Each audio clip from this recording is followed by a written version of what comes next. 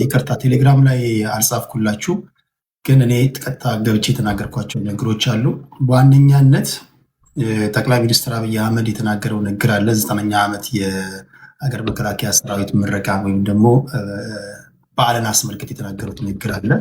ያን ተከትሎ ደግሞ የኤርትራው ቃል አቀባይ የማነ ገብረ መስቀል የመለሱት ግብረ መልስ አለ። እሱ እንዴት ታዩታላችሁ? ተቸክላችሁ የቀራችሁ የሚል ንግግር ተጠቅመዋል ጠቅላይ ሚኒስትሩ። ኦልሞስት ዓለም የደረሰበት ደረጃ ላይ ደርሰናል፣ ታጥቀናል።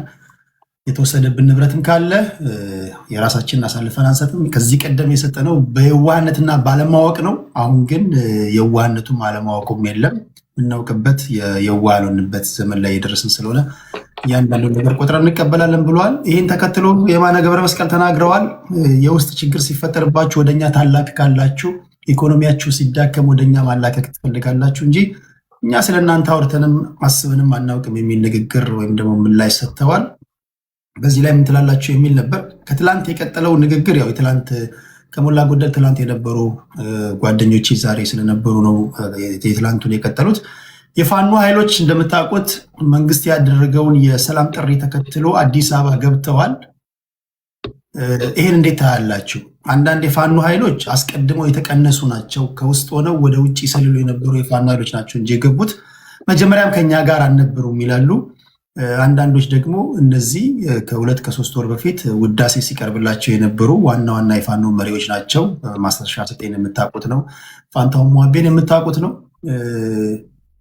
ወሎ ሸዋ አካባቢ የሚንቀሳቀሱ ጎንደር አካባቢ የሚንቀሳቀሱ እንደዚሁ እየገቡ ነው እና የመንግስትን ጥሪ ተቀብለው እየገቡ ነው። ሌሎቻችሁ ኑ ይላሉ እና እናንተ ምን ትላላችሁ ነው በዚህ ጉዳይ ላይ? እና በቃ ከሞላ ጎደል በዋና ከሳምንቱ ወይም ደግሞ በዕለቱ ባገኘናቸው ፖለቲካ ጉዳዮች ነው እያወራን ያለ ነው።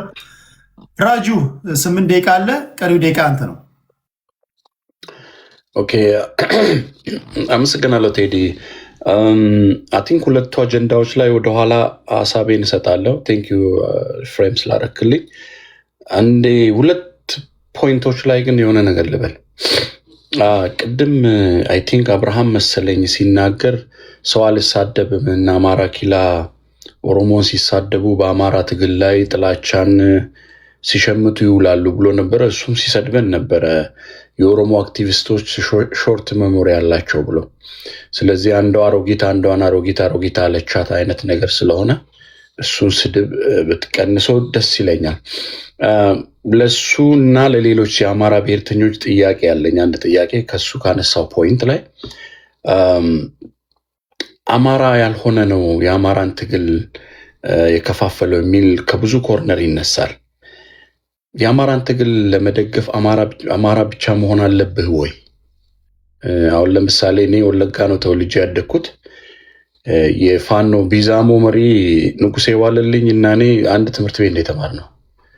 እኔ ንጉሴ እውነት አለው ብዬ ካመንኩ በአማራ ትግል ኦሮሞኜ ለአማራ ህዝብ ትግል መታገል አልችልም? እሱኛውን እንዴት ታዩታላችሁ የሚለው ለምን እኔ በኦሮሞ የነፃነት ትግል ውስጥ ኦሮሞ ያልሆኑ ነን ኦሮሞ የሆኑ የጉሙዝ ልጆች፣ የአማራ ልጆች፣ የኦሮሞ ህዝብ ጥያቄው ተገቢና ለኦሮሞ ህዝብ ህይወቴን ይሰዋለሁ ብለው የሚዋጉ ስላየው ነው። እንደዛ ነው ወይ? ለዛ ነው ወይ እስክንድር ነጋ የተገፋው የሚለውንም ድምፅ ለእስክንድር ነጋ የሚለው ላነሳ ፈልጌ ነው። ሌላኛው አያናን ስልጣን ሰጥተውታል። አያና ወንድሜ እንዳው በቃ በመንግስት አስታውሰኝ። ስልጣን ሁሌም ስትሄድ ወደ ጎን እየተወከኝ እየሄድክ ስለሆነ ነገ መንግስት ስትሆን በመንግስት አስበኝ ልል ፈልጋለሁ። ወንድሜ ቅድም አንዳንድ ነገር ነካክቷል። ከዛ ውስጥ የምናገረው ከአማራ ክልል ውጭ ያለው አማራው ታጥቋል የሚባለው ነገር አንድ ጊዜ የሆነ ተረት አይቼ ነበረ። የሆነ እንደ ቀልድ በቴሌቪዥን ሲተላለፍ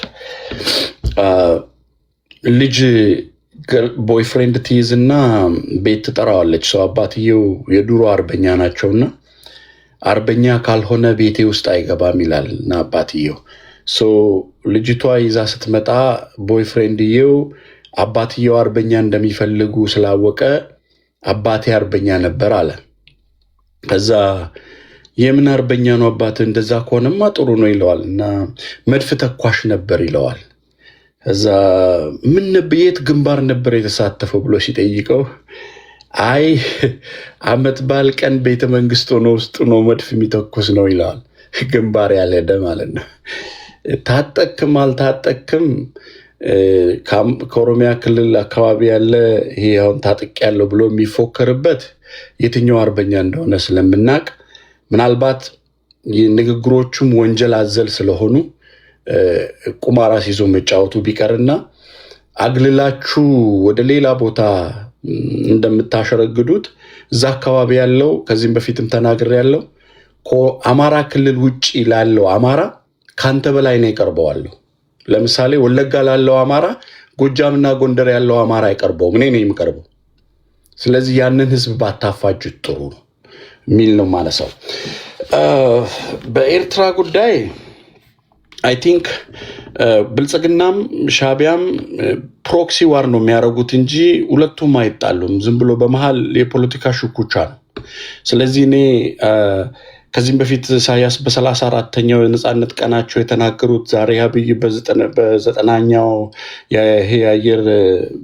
የአየር ኃይሉን አስመልክቶ በተናገረው ላይክ እሱ የጀስ ፕሮክሲ ዋር ማስፈራራት ነው። ወንድም ሽሮ ነው እንደሚባለው የተንተከተከ አለበለዚያ ወደ ጦርነት ውስጥ የሚገቡ አይመስለኝም። ወደ ጦርነት ውስጥ ሳይገቡ ፕሮክሲ ዋርን ነው መጠቀም የሚፈልጉት። ኢትዮጵያም ኤርትራ ላይ የምታደርጋቸው አንዳንድ ነገሮች አሉ። ኤርትራን ብትሆን ከውሃትና ከሌሎች ይችላል ሞሶሎኒ ከሚሉ ኃይሎች ጋር የሆኑ ፕሮክሲ ዋርን ያስባሉ። እዛ ዙሪያ ላይ ብዙም ሰጣ ገባ ውስጥ የሚያስገባ አይመስለኝም። ፋኖን በተመለከተ እኔ ድርድር ተደርጓል የሚባለው ነገር አልገዛውም። በኦሮሞ ነጻነት ሰራዊት አካባቢ የምነሰኝ ገብተዋል። ድርድር ተደርጓል የሚባለውን ነገር አልገዛውም። ለምን ድርድር የሚባለው የአማራን ህዝብ ጥያቄ ወይ የኦሮሞን ህዝብ ጥያቄ ይዘው ገብተው ከሆነ የማታገያ ድርጅት ይዘው ወይ ደግሞ ማታገያ መንገድ ይዘው ቢገቡ አይ ትግሉን ወደ ሰላማዊ መንገድ ወሰዱት ልትል ትችላለህ። አሁን ግን ከመንግስት ጋር ነው የተቀላቀሉት። ብልጽግና ውስጥ ሆነ በብልጽግና ፓርቲ ውስጥ ምንድን ነው የምትታገለው? የብልጽግና ርዕዮተ ዓለም አራማጅ ነው የምትሆነው። ስለዚህ ተደራደሩ ከሚባል ከመንግስት ጋር አንድ ላይ ሆኑ የሚለው ትርጉም ነው ለእኔ የሚበጀው። አለበለዚያ አሁን ለምሳሌ እነ ኦሮሞ ነጻነት ሰራዊት የገቡ አሉ። እነሰኝ ሲገቡ ለብቻቸው እንደ ድርጅት ሆነው ከመንግስት ጋር ደግሞ አንድ ላይ ሆነው አይዲዮሎጂያቸውን ይዘው ቢሰሩ የያዙትን ትግል በሰላማዊ መንገድ እየታገሉ ነው ትላለ ወይ? እንደ ፓርቲ ቢንቀሳቀሱ እንደ ድርጅት ሄደ ግን የመንግስት መዋቅር ውስጥ ከገባ እኮ የብልጽግናን ዓላማ ነው የምታራምደው። ስለዚህ ድርድር የሚባለው እኔ ጋድን የመሰለ ኤዩን የመሰለ ትልልቅ ድርጅቶች ለምን እንደዛ እንዳደረጉ ግራ ይገባኛል። ቢካዝ ይሄ አንተ መሳሪያ ፈተህ መንግስትን ተቀላቀልክ ማለት ዩ ጀስት ሲሙሌትድ ሆንክ ማለት ነው ከመንግስት ጋር። ስለዚህ ትናንትናም ክርክር ነበረ። በእኔ ፐርሰፕሽን ያንን ነው የሚመስለው። ፕሮጀክቶች ጋር ቅድም የተነሱ አንዳንድ ነገሮች አሉ የምናያቸው ጊዜ ያመጣቸውን እንትኖችንም እንደ ፖለቲካ ፍጆታ ባንጠቀምባቸው። ለምሳሌ ትናንት በበሬ ነው የሚታረሰው፣ ዛሬ በትራክተር። ሰው ትራክተር አመጣው ልትል አልችልም። ግሎባላይዜሽን ነው። ዛሬ ሲቪላይዜሽኑ እያደገ ሲመጣ በዛ ረገድ የሚነሱትን አንዳንድ ፕሮጀክቶች ላይ እንደ ፖለቲካ ፍጆታ ማንሳት ግን ኦሮሚያ ክልል አካባቢ የተደረጉ አንዳንድ ለውጦችን ከመንግስት ጋር ስብጥር ስላላቸው ነው ተቋራጮች ያደጉት የሚባለውን በሱ ዙሪያ ላይ እኔ አገር ወለድ የሆኑ ተቋራጮች እንደዚህ አድገው አገር ተቋራጭ የሆኑ ሜጋ ፕሮጀክትን መስራት የሚችሉ ድርጅቶች እንደዚህ አድገው ማየት የሁላችንም ነው። ነገ ፖለቲካችን ነገ ፎቅ የሰራውን ባለሀብት እኮ ፖለቲካው ቢቀየር ይዞት አይሄድም። የአገር እድገት ነውና በዛ ዙሪያ ነው የማየው። ቴንኪው ቴዲ። ቴንኪው ከልብ ነው ማመሰግነው። ከዚህ ጋር ግን በተያዘ አሁን የመጨረሻ ዙር ነው የሚሆን። አንዳንድ ዙር ይቀራቸዋል። እንደው ሳትነኩ እንዳልገው ነገር ባለፉት 27 ዓመታት ስለ ባህር በር እንዳናስብ በመንግስት ግልጽ የሆነ አፈና ይደረግ ነበር። ኢትዮጵያውያን ላይ ግልጽ ነው። አፈና ማለት ኢትዮጵያን እያስተዳደሩ ያሉ አካላቶች ስለ ባህር በር እንድናነሳ አይፈልጉም። ለዚህ ማሳያው የባህር በር የሚል ሙቪ በጥላሁን ጉግሳ የተሰራ ሙቪ ነው። አሁን እንዲታይ ወደ እይታ እንዲመጣ ተፈቅዷል። በይፋ ተከልክሎ ነበር። ለምን? ስለ ባህር በር ስለሚያነሳ።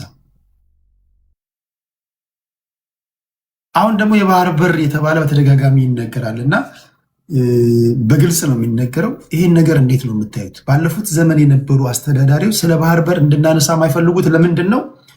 አሁን ስልጣን ላሉ ሰዎች ደግሞ በመንግስት ደረጃ ስለ ባህር በር ጠዋት፣ ከሰዓት፣ ማታ የሚያወሩት ለምንድን ነው? ማነው ከሁለቱ ሀገር የሚወደው? ማነው ከሁለቱ ኢትዮጵያን ወደ ከፍታ እየወሰደ የነበረው? የምትመጡት እሳ እየመጣችሁም ያላችሁ 4 ኪሎ ለመግባት እየታገላችሁ ያላችሁ የባህር በር ጉዳይ እንደሚያስፈልገን ታውቃላችሁ። እግረ መንገዳችሁን እናንተስ እንዴት ነው የባህር በር ባለቤት የምታደርጉን? አሁን ለአንድ ሎክድ ነን፣ የባህር በር ያስፈልገናል። ሸቀጥ ለማስገባት ለማስወጣት አይደለም። የባህር በር አሁን ከሸቀጡም ከምንም ነገር በላይ የናሽናል ሴኩሪቲ ጉዳይ ስለሆነ እንዴት ነው የባህር በር የምታመጡት? እሱንም የሆነች ነገር ብላችሁ እንድታወሩ ነው። የመጨረሻ ዙር ላይ ነው የምንገኘው። አሁን ያላወራ የለም። ራጄ መጨረሻው ነው። ከዚህ በኋላ ድል ሴቭ ያወራና ሴቭ ቅድስት እኔ ልቀጥልና ቴዲ ሁለተኛው ነገር ስለተከሰስኩም በዛው እንትን ለማድረግ እዚህ በቀደም ተከተል ነው የምንሄደው። እንደዛ ብትከሰሱም ብትወደሱም ያው ሂሳችሁን ትወጣላችሁ እየመራችሁ። እኔ ግን ቻው ሳልላችሁ አልሂድ። ሰላም ሁኑልኝ ሁላችሁም። እነዚህን ግጥሞችን ደግሞ አሳትም ይሸጣል። እሺ አባት ችግር የለውም። እሺ በላይ ያ ቁም ነው። እሺ አባት ሰላም ሁኑልኝ ሁላችሁም። እሺ ቻው። ሴቭ ቅድስት ዋንጋሪ ኤክሶደስ አልተናገሩም። እነሱ በዚህ ተርታ ነው የመጡት። እሺ ከፈቀዳችሁላቸው ሴቭ ቅድስት ዋንጋሪ እና ኤክሶደስን እንስማና በዚህ ጉዳይ ላይ ከዛ አያና ይጀምራል። ከዛ ወደ ቀደሙ እንትን እንሄዳለን። 7 ደቂቃ ለሴቫችን ምን ትላለህ አንተስ? ኦኬ አመሰግናለሁ።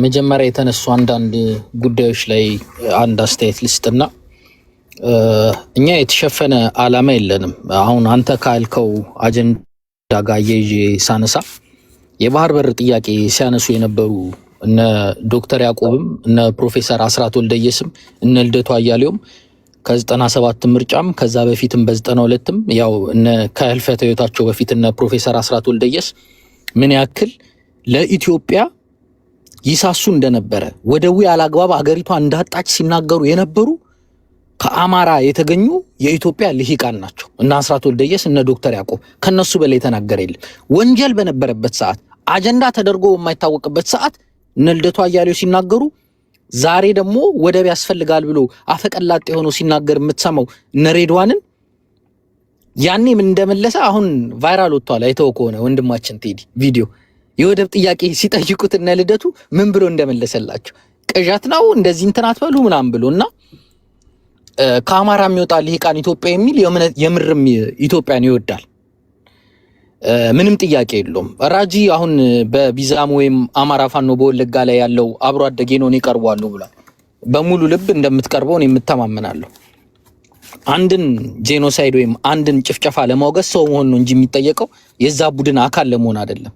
ዓለም ተካፍሎ እንደምታየው አየርላንድ ላይ ፍሪ ፓለስታይን የተባለ ሰላማዊ ሰልፍ ሲወጣ ወይ አርሜኒያ ጄኖሳይድ ተብሎ ቱርኮች ላይ እንትን ሲደረግ ምናምን የምታየው ያው ሰው መሆን በቂ ስለሆነ ነው የሰው እንግዲያ ለማውረድ። ከትላንት ወዲያ ትርክት ተሰርቶበት ነፍጠኛ የሚል ባይዘዌ አርቴልም ሁቱ ፓወርን ሲያቀነቅን የነበረው ሩዋንዳ ጄኖሳይድ ላይ ዛሬ ፍላሲዮ ካቡጋ ታስሮ ከስንት ዓመት ከ30 ዓመት በኋላ ፈረንሳይ ተደብቆ የተያዘው ማለት ነው። ባለቤት የነበረው ሬዲዮ ሲናገር የነበረው ምንድነው? ኪል ደ ኮክሮችስ ነው፣ በረሮ ግደል ነው እንጂ በፍጹም በአፋቸው አንድም ቀን ቱትሲ ግደሉ ብሎ ያውቁ። ነፍጠኛ በምትለው ትርክት የተገደለው የአማራ ገበሬ ምስኪን ወለጋ ያለው መገደሉን መቼም ራጂም ኦነግ የሚደግፍ ይመስለኛል። አያናም ኦህዴድን ነው የሚደግፈው። ሁለቱም አይከዱትም። ሊወነጃጀሉ ነው የሚችሉት።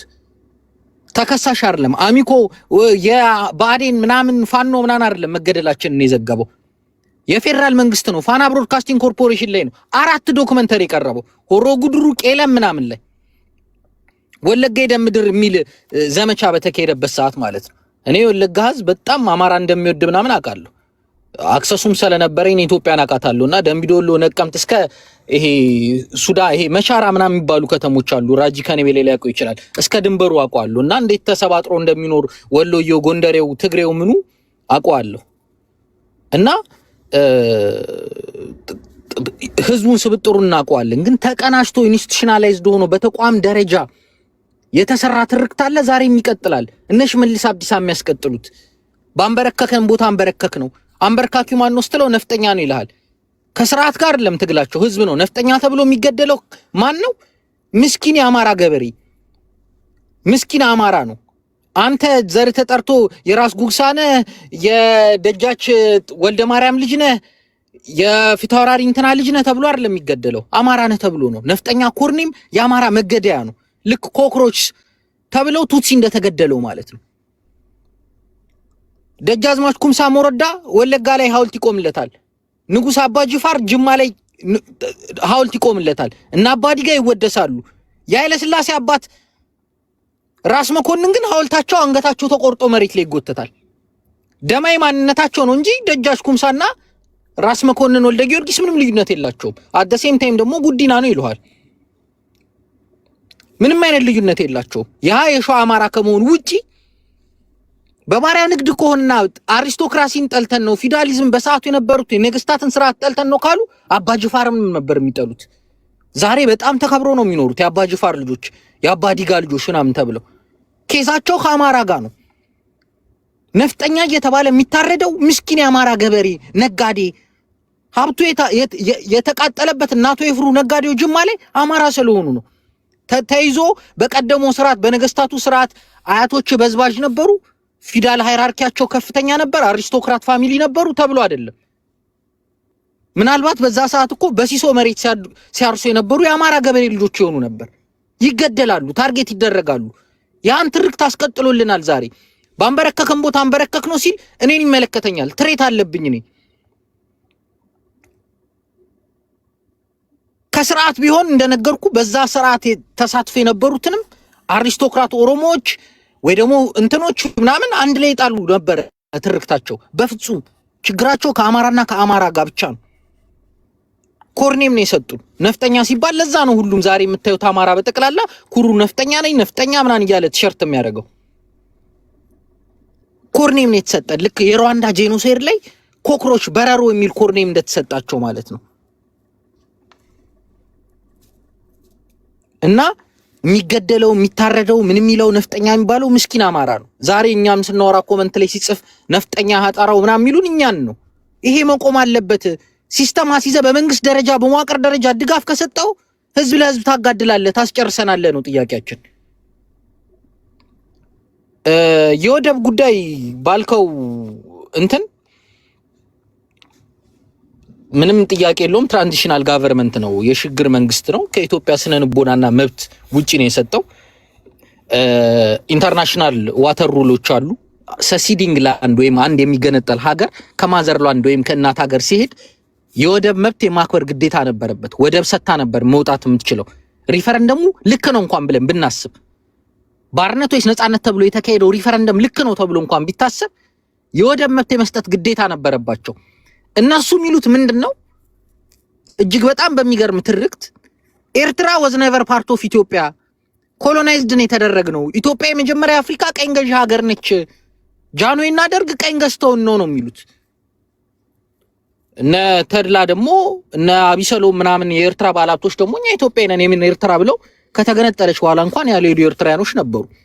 እና አብርሃም ደቦጭ እና አሎም ግራዚያኒ ላይ ቦምብ የወረወሩት ምናምን ኤርትራዎች ሰማዕቶች ኢትዮጵያ ነን ብለው ነው የሞቱት። ኤርትራ የኢትዮጵያ ፓርት ሆና ነው የምታውቀው። በቀኝ ግዢም ሆንግ ኮንግ በእንግሊዝ ተገዝታለች፣ የቻይና ግዛት ሆና። ሆንግ ኮንግ የቻይና ፓርት ከመሆን ግን አልተረፈችም። አንዴ ቃል ሴፍ እሺ፣ ሆንግ ኮንግ ዛሬም የቻይና ናት፣ ግን እንግሊዝ ገዝታት ነበር። ማካውን ፖርቹጋል ገዝታት ነበር። ማካው የቻይና ናት። ማካው የቻይና ናት። ሆንግ ኮንግ የቻይና ናት። ምጽዋን ወደቡን ወይ የኤርትራ ጫፍን በተለያየ ጊዜ ቀኝ ገዢዎች፣ ኦቶማን ተርኮች፣ ግብጾች፣ እንግሊዞች ሊይዙ ይችላሉ። ኢትዮጵያ ግን ሙሉ ለሙሉ ወደቧን የመጠቀም መብት ነበራት። አሰብን ምጽዋን ስትጠቀም ነበረ። ግንኙነትም ስታደርግ ነበረ። የነ ዮሐንስ የነ ቴዎድሮስን የነ ምኒልክን ታሪክ ወደ ኋላ ዞር ብለን ማየት እንችላለን። በዲቴል እሱ ላይ 1 ደቂቃዬን ስለጨረስኩ አብራራለሁ ማለት ነው። ከታሪክ ምህዳር ከሞራል እቺም ብዬ ልደምድም አንዴ በ30 ሰከንድ ኢትዮጵያ ያላት ሌጋል ግራውንድ አላት፣ ህጋዊ መጠየቂያ መንገድ አላት፣ ሞራሊ ወይም ግብረ ገባይ ግራውንድ አላት፣ ሂስቶሪካል ግራውንድ አላት፣ ታሪካዊ ጥያቄ አላት ማለት ነው። ስለዚህ ግብረ ገባይ ታሪካዊና ህጋዊ መብት አላት የመጠየቅ ነው። እንዴት ታፍኖ እንደተደበሰበት ምን አጠቃላይ ነገር ቀጣይ ዙር ላይ ሄድበታለሁ። አመሰግናለሁ። ቴንክ ዩ ሴቫችን። ከዚህ ጋር በተያያዘ ግን አሁን ሴቭ የሚናገረው ንግግር በጣም ወሳኝ ንግግር ነው። የመጀመሪያው ነገር ሌብል ተደርገናል ካላችሁ እኔ ሁልጊዜ ማነሳው ጥያቄ ነው።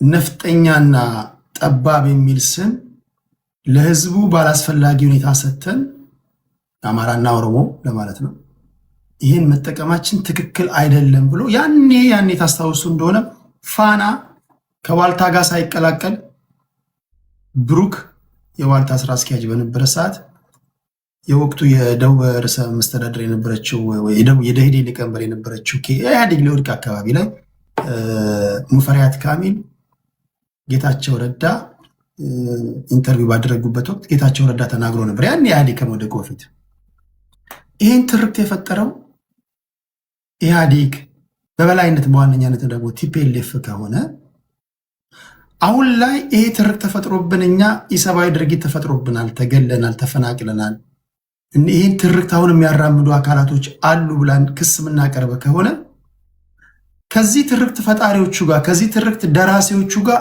እንዴት ነው የምትሰሩት? መስራት መብታችሁ ነው፣ ግን አትሊስት በዚህ ትርክት ዙሪያ አደጋ ደረሰበት ለምትሉት ህዝብ እኮ ማስረዳት አለባችሁ። እንዴት ነው አላህንስ የምትፈጥሩት? እሱም ከግምት መግባት ያለበት ነገር ስለሆነ ማለት ነው። ለፍርድ የምታቆሟቸው ሰዎች፣ ህዝብ ላይ ቁማር የተጫወቱ ሰዎች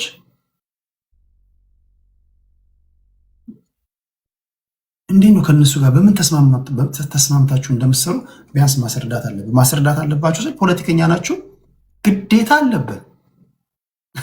አለብን እኮ። ምክንያቱም እኛ ከህዝቡ የወጣን አንድ ሰው ነን። እኛ ፖለቲከኛ ከሆናችሁ ግን ይሄ ይመርጠኛል ነፃ ወጣዋለሁ የምትሉትን ህዝብ ማስረዳት አለባችሁ። እኔ ከዚህ ብሔር ስለወጣሁኝ እንደፈለግኩኝ ባስገድልም እንደፈለግኩ ባረግ ምን አገባ የሚባል ነገር የለም። አንተ አንድ ግለሰብን አይደለም ህዝቡን ቀርቶ በገዛ ቤተሰብ ባዮሎጂካል ፋሚሊዎች ላይ እንኳን መብት የለም እንደፈለክ የማስገደል እንደፈለክ እንዲገደሉ የመናገርና ግን ማስረዳት ግን አለባችሁ። ፖለቲካ ማስረዳት ስለሆነ ማለት ነው። እንደዚህ አይነት ነገሮች ስለሚነሱ ማለት ነው። ትላንት በነበረን ውይይት ላይ ግማሹ አካል አሁን የተመሰረተው ከቲፒኤልኤፍ ጋር ይሰራል ይላሉ እና አኪላ፣ ሌሎቻችሁ ደግሞ አይሰሩም ይላሉ። ከቲፒኤልኤፍ ጋር ይሰራል ለምትሉት አካል ወይም ደግሞ የሚሰራው አካል ደግሞ ይህን ጉዳይ ማስረዳትም ስላለበት ማለት ነው፣ ህዝብ መጠየቁ ስለማይቀር። ሴቭን ከልብ ነው ማመሰግነው። ከሴቭ በኋላ የሚሄደው ወደ ቅድስት ነው። ከዛ ወደ ዋን ጋር ይሄዳለሁ። ቅድስታችን 7 ደቂቃ አለሽ።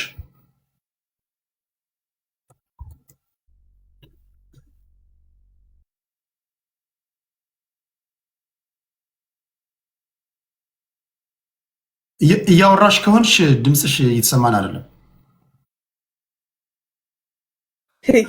ይቅርታ አላየሁትም ነበር። እሺ አመሰግናለሁ። እኔም በተነሱ ጉዳዮች ላይ ብቻ የተወሰኑ ነገሮችን እንትን ብዬ ወደ ዋናው የወደቡ ጉዳይ እመጣለሁ። በተለይ ሁልጊዜ እዚህ ፕላትፎርም ላይ ሲነሳ በተለይ የአማራ ህዝብ ስናነሳ የአማራ ህዝብ ተቆርቋሪ ነን የሚለው አካልም የአማራን ህዝብ ስነ ልቦና ያላማከልና የአማራ ህዝብ የት ነው ያለው፣ አማሮች እነማን ናቸው የሚለውንም በትክክል ያልዋጀ ግን የግለሰቦችን ፍላጎትና ሌላውን ፕሮቮክ አድርጎ የአማራን ህዝብ በጥላቻ ፈርጀው ሌላ አይነት እልቂት እንዲመጣበት የሚደረግ ፖለቲካ ሲሰራበት ይገኛል።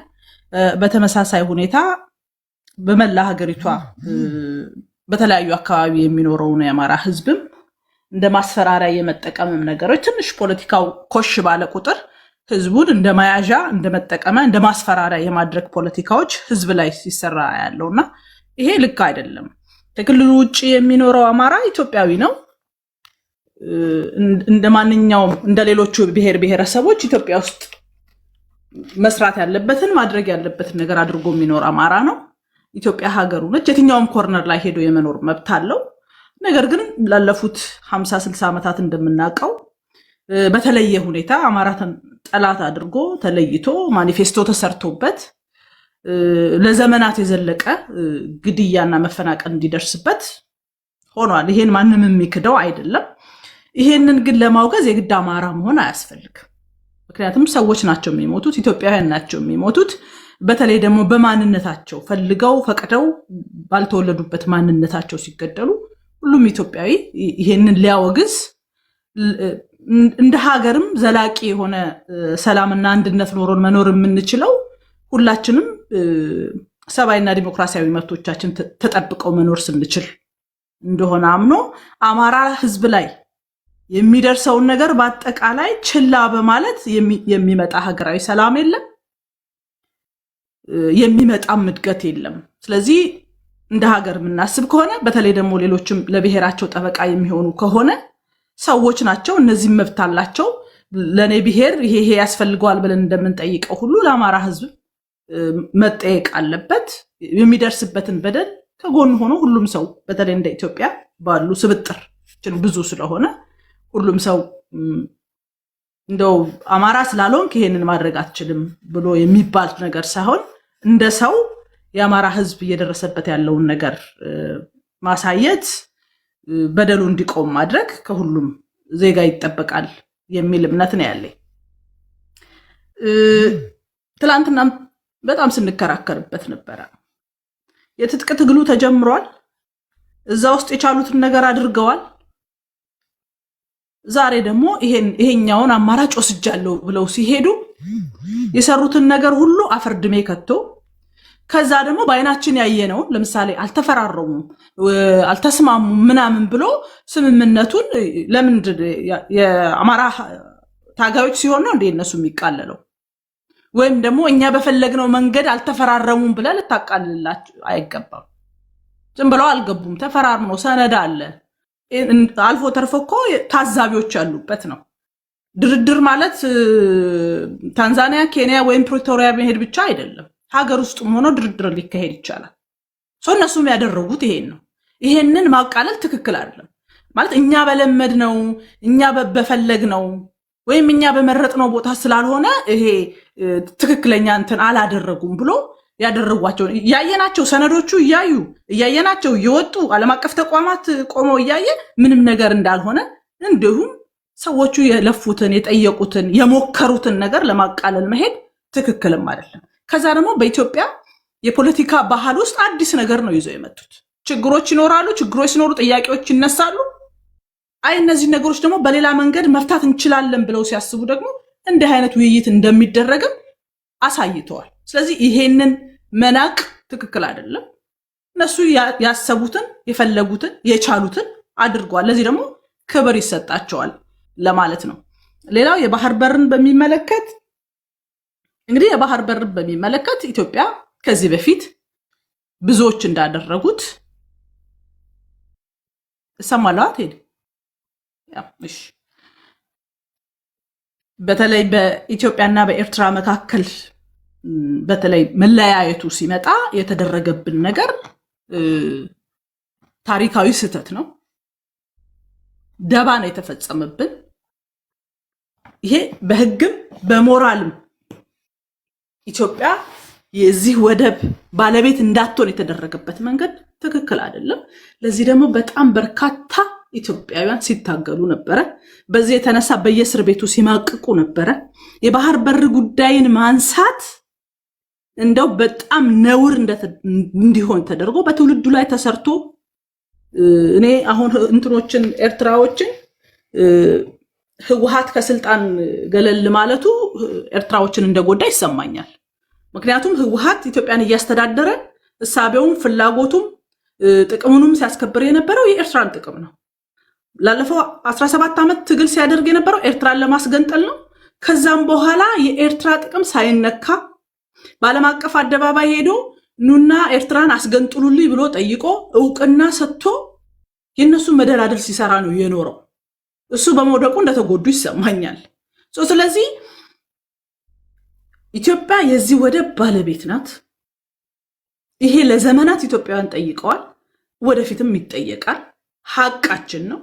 ይሄን ግን ስናደርግ ልክ እነሱ እንደሚሉት በጸብ ላይሆን ይችላል፣ ሄዶን ውጊያ ላንገጥም እንችላለን። በምንችለው ሁሉ በተለይ ሰላማዊ መንገዶች ደግሞ የሚመረጡ አዋጭ ነው። ምክንያቱም የኤርትራም ህዝብ ነው። በዚህ የተነሳ የሚነሱ ጦርነቶች ለሁለቱም ህዝብ ስለማይጠቅም ማለት ነው። አንዴ ቃልሽ ቅድስት። እሺ፣ ስለዚህ አንጡራ ሀብታችን ነው። እሱን ወደፊትም ለምሳሌ ይሄ መንግስት ላያመጣው ይችላል። ቀጥሎ የሚመጣው ትውልድም ግን ስራው ነው። ቀጥሎ የሚመጣው መንግስትም ኃላፊነቱ ነው ወደብ የማምጣት። ምክንያቱም ንብረታችን ስለሆነ በግፍ ስለሄደብን ነው። ኤርትራ ስትገነጠል የኢትዮጵያን ጥቅም ያልጠበቀ ስምምነት ስለተደረገ ያልጠበቀ ማካለል ስለተደረገ ይሄንን ትውልዱ ይጠይቃል። በኤርትራ ሰዎች መካከል እያሉ ያሉት ኢትዮጵያ የውስጥ ችግር ሲኖርባት እኛን መታ እንደዚህ ትለናለች፣ እኛ ምን የሚያደረግናት ነገር የለም፣ ክፉ ነገር ሰርተን አናውቅም። እነሱ ሀገርም አልሰሩም፣ ህገ መንግስት መጻፍ አልቻሉም፣ ፓርላማ ማቋቋም አልቻሉም። ከኢትዮጵያ ከተገነጠሉ ጊዜ ጀምሮ ምንም ነገር ማድረግ አልቻሉም። የቻሉት ዋና ነገር ኢትዮጵያን ማበጣበጥ ብቻ፣ በኢትዮጵያ የውስጥ ጉዳይ ላይ ገብቶ ሀገሪቷን ማመስ ብቻ ነው። ራሱ የኤርትራ ተፈጥሮ እኔ ሁልጊዜ የሚደንቀኝ ኤርትራ እንድታድግ እንኳን አልተፈቀደላትም። ኤርትራ ሀገር እንድትሆን አልተፈቀደላትም። ኤርትራ የተፈቀደላት ኢትዮጵያን ከቀይ ባህር ወደኋላ ማሸሽ፣ ኢትዮጵያ ሰላም እንዳትሆን ማበጣበጥ፣ ሌላ ምንም ስራ የላትም። እንደ ሀገር አክት ማድረግ የማይችሉባቸው እድሎች ተፈጥሮ እስከዛሬ ይድረሳሉ። ይልቁንም ስለ ኢትዮጵያ ጉዳይ ከሚከነከኑ ይሄ መንግስት ቢወድቅ ቀጥሎ ምን ልንሆን እንችላለን የሚለው የቤት ስራቸው ላይ እነሱ ማተኮር አለባቸው ለማለት ነው። ቴንክ ዩ ከልብ አመሰግናለሁ። የተናገረችው ንግግር እውነት ነው። ግብፅም ከአሜሪካ የሚሰጣትን በጀት የምትሰጣቸው ቢኮዝ ኦፍ እኛ፣ በነገራችን ላይ እውነት ነው። ግብፅም ከአሜሪካ የሚሰጣት የምትሰጣቸው ቢኮዝ ኦፍ እኛ፣ በነገራችን ላይ በእኛ ዙሪያ ነው፣ በኢትዮጵያ ዙሪያ ነው ግብፅም ኤርትራን ፍሬ እንዳደረገችው እንጂ ግብፅን ማንበርከክ ከቻለን እና ግብፅን ካነቅን ወደ ኤርትራ ከአስመራ ካይሮ የሚመላለሱበት ጉዳይ አይኖርም። በጊዜ ሂደት አሁን ያለው መንግስት ለውሃ እያስከፈላቸው አይደለም። በጊዜ ሂደት ደግሞ እኛ ክንዳችንን ስታጠነቅሩ፣ ጠንካራ ስትሆኑ፣ ፈርጣማ ስንሆን፣ የውስጥ አንድነታችን ሲመጣ ከውስጣችን ለሚሄደው ውሃና አፈር እየተመንን ማስከፈል እንጀምራለን። መክፈል አለብን። እኛ አስዋን ግድብ ላይ እነሱ ለሚያገኙት ወይም ደግሞ ከቱሪስት መስህብ ለሚያገኙት ገንዘብ እኛ እንጠይቃለን። የእኛ ውሃ ነው አይደል? ትራምፒያን ነው አይደል ያለው? የቱሪስት መስህብ ነው። አሳ አረባሉ፣ ገበሬዎቻቸው ያርሳሉ፣ ራይስም ምንም ያደርጋሉ። ኦኬ፣ በእኛ ውሃ ነው የሚያደርጉት። ኦኬ፣ ስለዚህ የግብርና ምርቶቻቸውን በነፃ ለእኛ ይሰጣሉ። እንዲህ ነው መጠየቅ ያለብን። ስልጣን ላይ ይሰጣል። እንዲህ ነው ማስደንገጥ ያለብን። 3 እጥፍ ነው መሄድ ያለብን።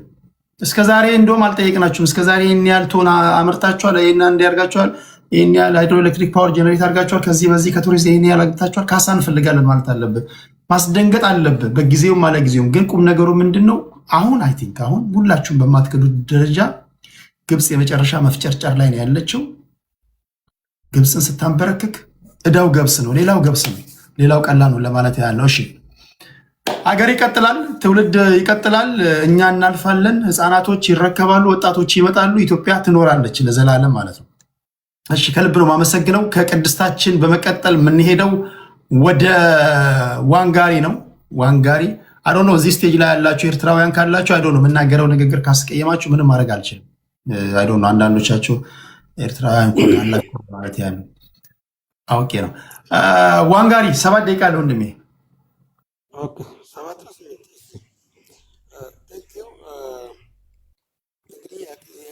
የመጨረሻውን የቅድስትን ሀሳብ እና የአንተንም አጀንዳ ለምንድን ነው የህወሓት መራሹ የኢህአዴግ መንግስት ስለ አሰብ ያላነሳው? ለምን የብልጽግና መንግስት አነሳው አሁን የሚለውን ጥያቄ ለመመለስ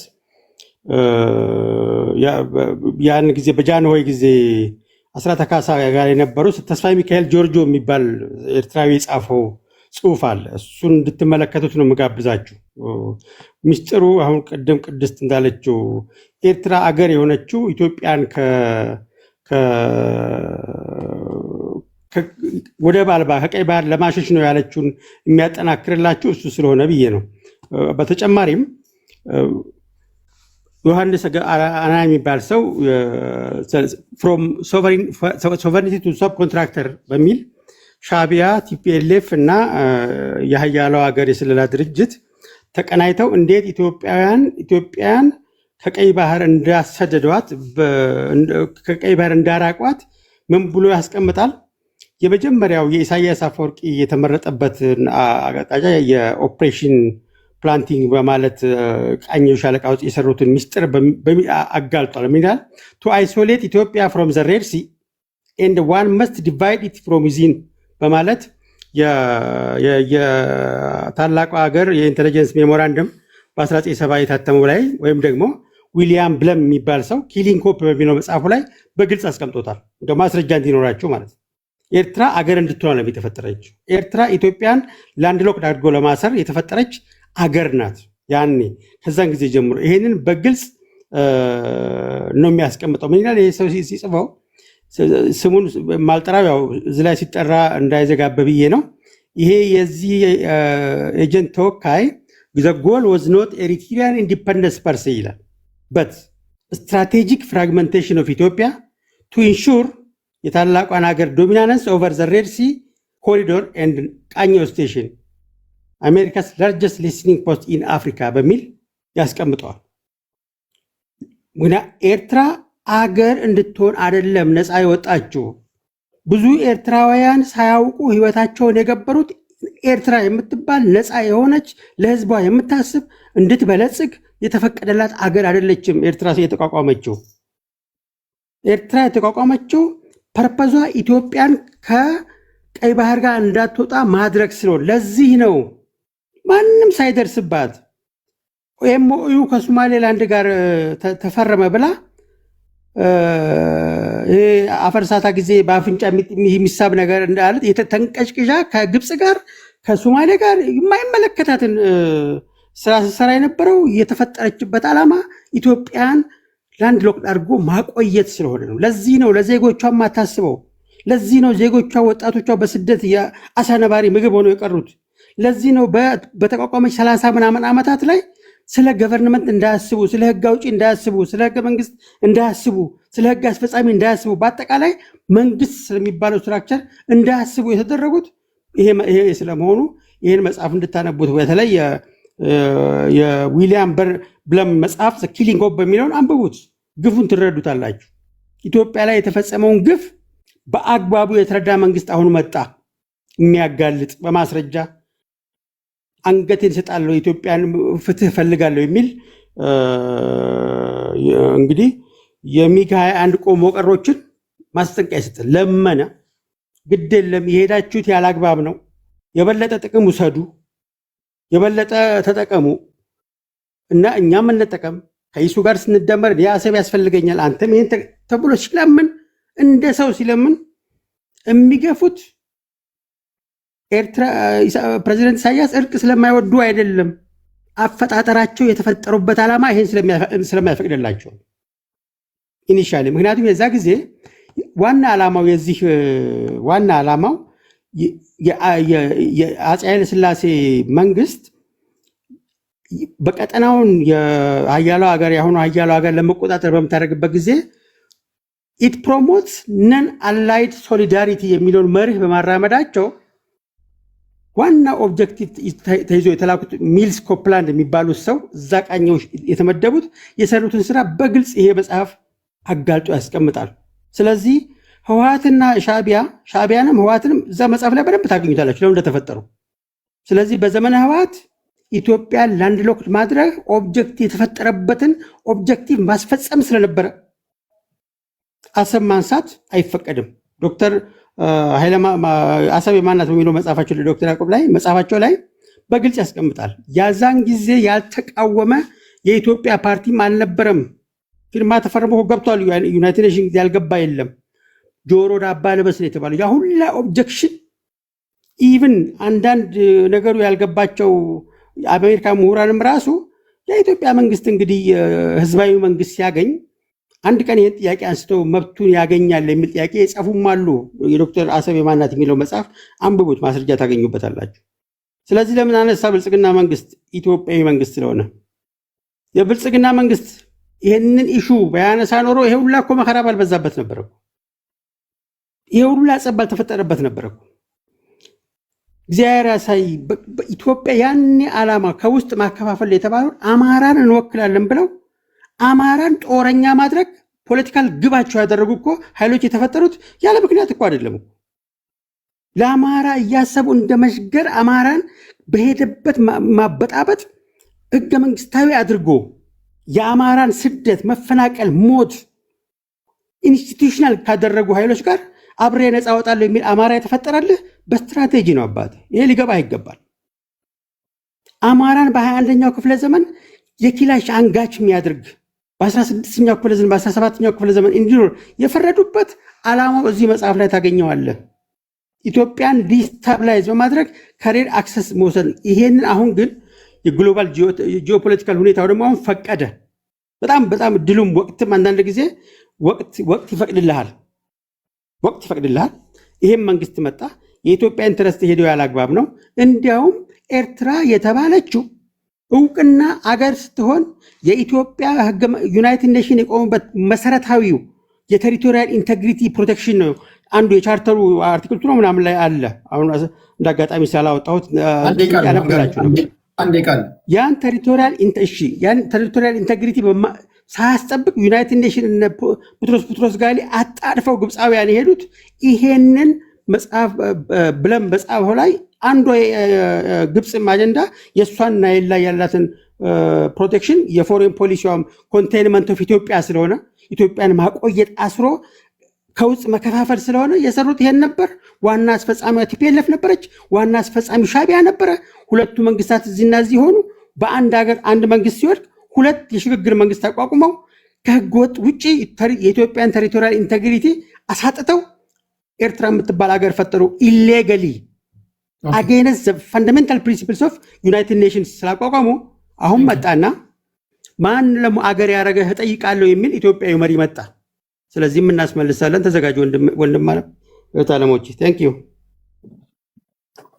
ዩ ዋንጋሪ። እሺ ከዋንጋሪ በኋላ ኤክሶደስን እንሰማለን። ኦኬ ቴንክ ዩ ቴዲ አመሰግናለሁ። የአሰብ ጉዳይ በተመለከተ አይ ቲንክ ከኔ በፊት ሴቭ በተወሰነ መልኩ ሊነካው ሞክረዋል። የኢትዮጵያ የህግ የሞራል እና የታሪክ ግራውንድ አላት አሰብን ክሌም የምታደርግበት የሚል ነው። የኔ ጥያቄ ከአሰብም የዘለለ ነው። ኤርትራ ራሱ የሄደችበት መንገድ ትክክል ነው ወይስ ደግሞ ኤርትራ ከዚህ በኋላ ራሷን የቻለች ሶቨሪን ስቴት ሆና መቀጠል አለባት የሚለውም ራሱ ሌላ ጉዳይ አነጋጋሪ ጉዳይ ነው። ዝም ብሎ በፖለቲካል ሴንስ ሳይሆን ኢን ብሮደር ሴንስ ሂውማኒቲ ኮንቴክስት እንኳን ካየ ነው የኛው ሀገር ሰዎች የነበሩ ትላንትና በኢትዮጵያ ማዕቀፍ ውስጥ ሲኖሩ የነበሩ ሰዎች ዛሬ በጣም ኮግማየርድ በሆነ አይነት ላይፍ ስታይል በ21ኛው ክፍለ ዘመን ላይ የ17 እና 18ኛ ዓመት ክፍለ ዘመን ላይ ያለ አይነት አኗኗር የሚከተሉ ቶታል አውቶክራቲክ የሆነ ኦልሞስት ከአሸባሪ ጋር ሲተባበር የማይፈራ ምንም አይነት የመንግስትነት ቁመናና ባህሪ የሌለው አካል ነው እዛ ማየውና ዝም ብሎ እንደው ቨልጋር በሆነ ሴንስ ብናስበው ከወደ በዘለለም ሌሎች ብዙ ሚሽኖች ሊኖሩ ይችላሉ ከዛ ጋር ተያይዞ። ከዛ በዘለለ ግን ዋነኛው ጥያቄ ቅድም በጣም የሚያስቅ አንድ ፈኒ ጥያቄ አንስተሃል ቴዲ። ይሄ መንግስት ነው ወይስ ቀድሞ የነበረው መንግስት ነው? እንዴት ነው ይሄ መንግስት የሀገር ፍቅር አለው ምናምን የሚል ነገር አንስተሃልኛል። እና ጦርነት አሰብን ማምጣት ምናምን የሚባሉ ጉዳዮች በዚህ መንግስት ሊጠየቅ የሚገባ ጉዳይ ነው ብዬ ማስበውም አይደለም። ትላንትና በመዝሙር ጭምር የኢትዮጵያ አምላክና የኤርትራ አምላክ ሲሉን የነበሩ ሰዎች የኤርትራና የኢትዮጵያ አምላክ ተጣልተው ነው ወይ ዛሬ የደረስንበት የደረስነው? አምላኮቻቸው እንዴት አልሸመገሏቸውም የሚለውም አንዱ ጥያቄ ነው። በኢትዮጵያ ፓርላማ ውስጥ ቁጭ ብለን የኢትዮጵያን ከመፍረስ የታደገችን የእኛን ናሽናል ኢንተረስት ያስጠበቀችልን አሰብን ማሚን የኢትዮጵያን አንድነት ያጸናችልን ዋነኛው ሀገር ኤርትራ ናት ሲሉ የነበሩ ሰዎች ኦል ኦፍ ሰደን መጥተው ኢትዮጵያን አሚን ኤርትራን የኢትዮጵያ ናሽናል ኢንተረስት ትሬትኒንግ የሆነ ኤጀንት አድርገው ማሰባቸው በጣም ጥያቄ ይሆንብናል፣ ያስደነግጣል።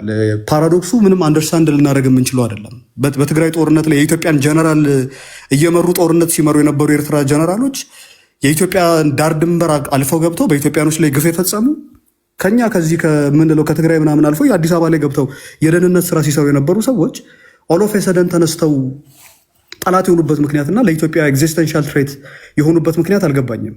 ስለዚህ ይሄ ጉዳይ ቅድም እንዳልኩ በህግም በታሪክም ይህን ደግሞ ዝም ብለን እንደው ቨልጋር በሆነ ሬል ፖለቲክም ብናስበው በፓወር ዳይናሚክስ አሰብን ክሌም ማድረግ ምንም ጥፋት የለው፣ መምጣትም ያለበት ጉዳይ ነው። ምንም ጥያቄ የለም። ይሄ ግን ዋነኛው ጥያቄ ይህን ጥያቄ የጠየቁ ሰዎች እኔ ከጭንቅላታቸው መሀል ያለውን ትልቁን ኢንተረስት ማወቅ ፈልጋለሁ። 3 ጥያቄዎች አሉብኝ። እኔ የኢንቴንሽን የትረስትና የኮምፒተንሲ ጥያቄ አለብኝ። ትላንት በተወሰነ መልኩ እንደነካ ነው ይሄ የሆርን አፍሪካ የምንለው በሬድሲ እና ገልፍ ኦፍ ኤደን ምናምን ጨምሮ እስከ ኢንዲያን ኦሽን የዓለማችን 1.3 ትሪሊየን ዶላር ትሬድ ራውት ነው። ይህንንም ያክል ገንዘብ የሚንቀሳቀስበት የዓለማችን በጣም ቁልፍ ከሚባሉ ስትራቴጂክ ሎኬሽኖች አንዱ ይሄ ነው። ሶ ኤርትራ ባይ ዲፎልት ያለችበት ዓለማችን ላይ በጣም ስትራቴጂክ ከሚባሉ ፖዚሽኖች አንዱ ኤርትራ ያለችበት ነው። እዚህ ቦታ ላይ ትላንት ያነሳናቸው ግሎባል ሱፐር ፓወር የምንላቸው ግሎባል ሚድል ፓወር የምንላቸው ከዛ በኋላ ደግሞ ሪጂናል ኢንተረስት ያላቸው እኛ አጠገብ ያሉ እነ ጅቡቲን፣ እነ ኬንያን፣ እነ ሶማሌን እና ሱዳንን ጨምሮ ያላቸው ኢንተረስት ምንድን ነው የሚለው በስነስርዓት ዲፋይን ተደርጎ ኮምፒተንት የሆነ አቅም ያለው የሚመጣውን አውትካም በስነስርዓት ፎርካስት የሚያደርግ ኃይል አለ ብዬ አላምንም። የኮምፒተንሲ ጥያቄ አለብኝ። ይሄንን ነገር የምታደርጉት በስነስርዓት አስባችሁት ነው? የተጠየቀው በጣም ትልቅ ጥያቄ ነው። የሚያመጣው ካዥዋሊቲ እና ሬፐርኬሽን በጣም ትልቅ ሊሆን ስለሚችል ማለት ነው። ሁለተኛው ከኮምፒተንሲ ቀጥሎ ማነሳው የትረስት ጥያቄ ነው።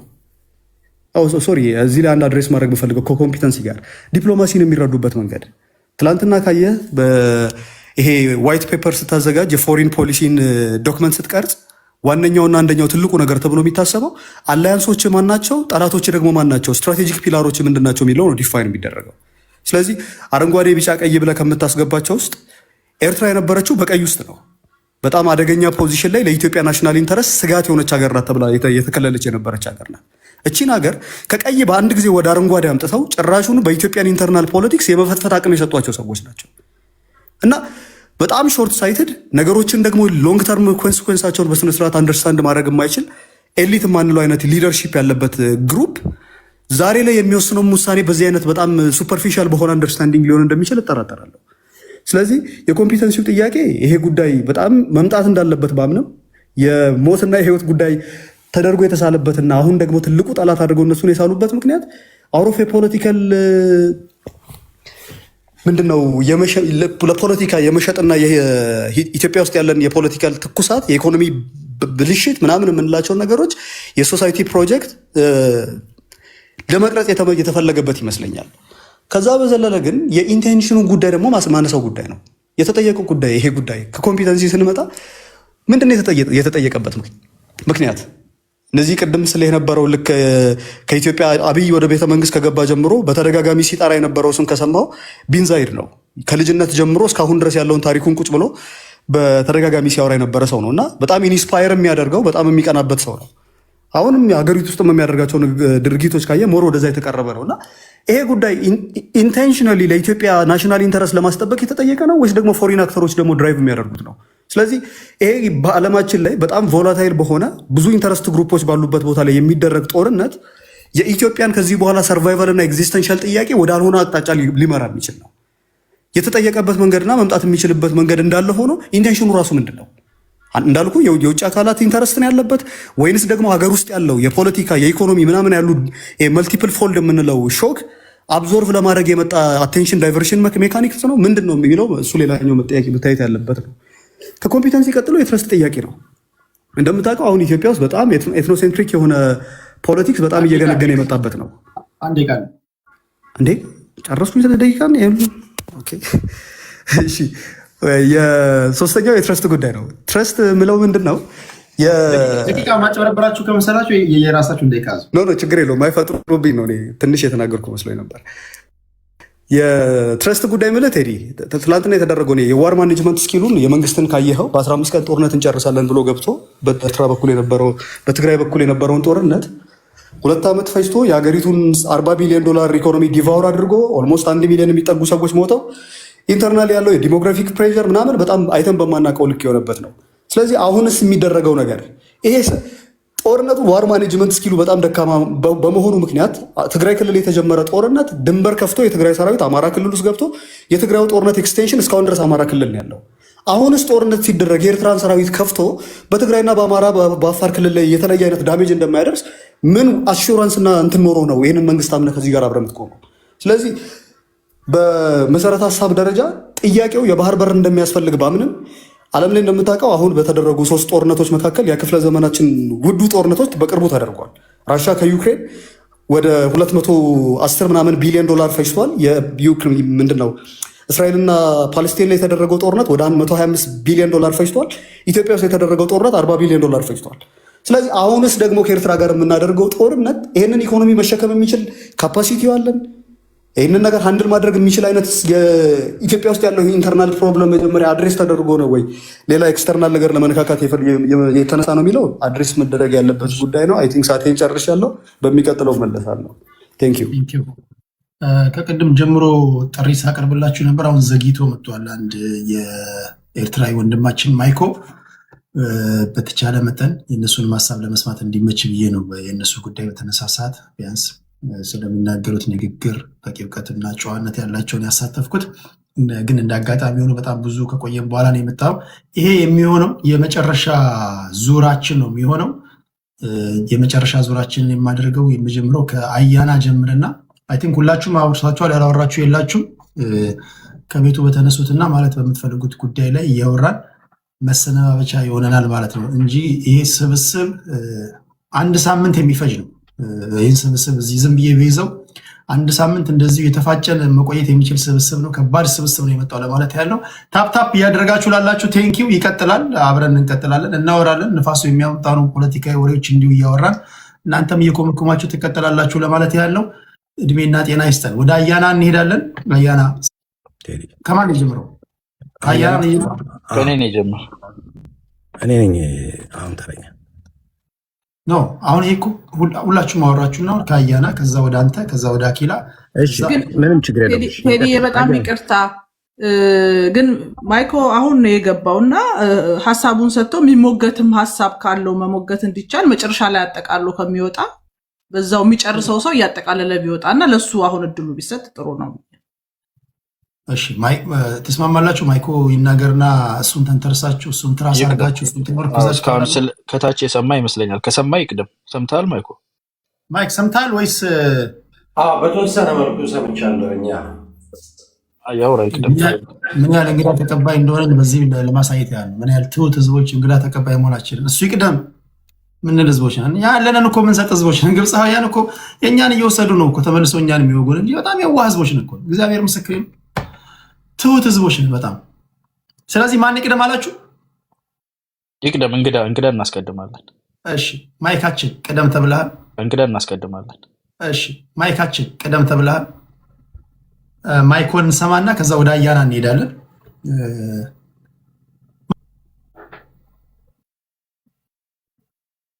በጣም ይገርማል የምታወሩት ወሬና እኔ ያለሁበት ቦታ በአጋጣሚ የሚገናኝ አይነት ነገር ነው። ለእናንተ ስል ነው እንግዲህ ያው ብዙ ጊዜ ኤርትራ ውስጥ ኢንተርኔት የለም ትላላችሁ። አንዳንድ ትልልቅ ሆቴል ውስጥ እንግዲህ ኤርትራ ውስጥ አስፈላጊ ሆኖ ከተገኘ ይኖራል። ምጽዋ ነው ያለሁት። ምጽዋ አናቷ ላይ ነው ያለሁት። አስፈላጊ ከሆነም ያው በጣም ሌሊት ነው እንጂ ቪዲዮውን የናፈቃችሁ ይመስላል። ወጣ ብዬም ቪዲዮውን ማሳየት እችላለሁ። ያ ቴዲ የተወሰነች ደቂቃ ከስጠኝ እንግዲህ ምጽዋን ላስጎበኛቸው እችላለሁ። ካላስቸገርከን ፕሊዝ ይህ ማየት አለ። ዝም ብሎ ነው እኮ የሚያማው ወረኛ የሆነ እስኪ ፕሊዝ ሄዳችሁ ሳታዩ እንዲህ ነው ምናምን ያሉ ታማል። ለዚህ አሁን ማይኮ ያሳየናል በቪዲዮ አፍህን ትይዛለህ ሁሌ።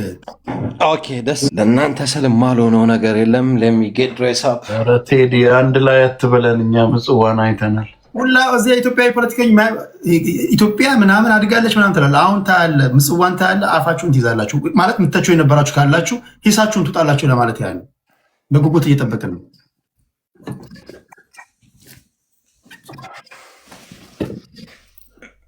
ያ ቴዲ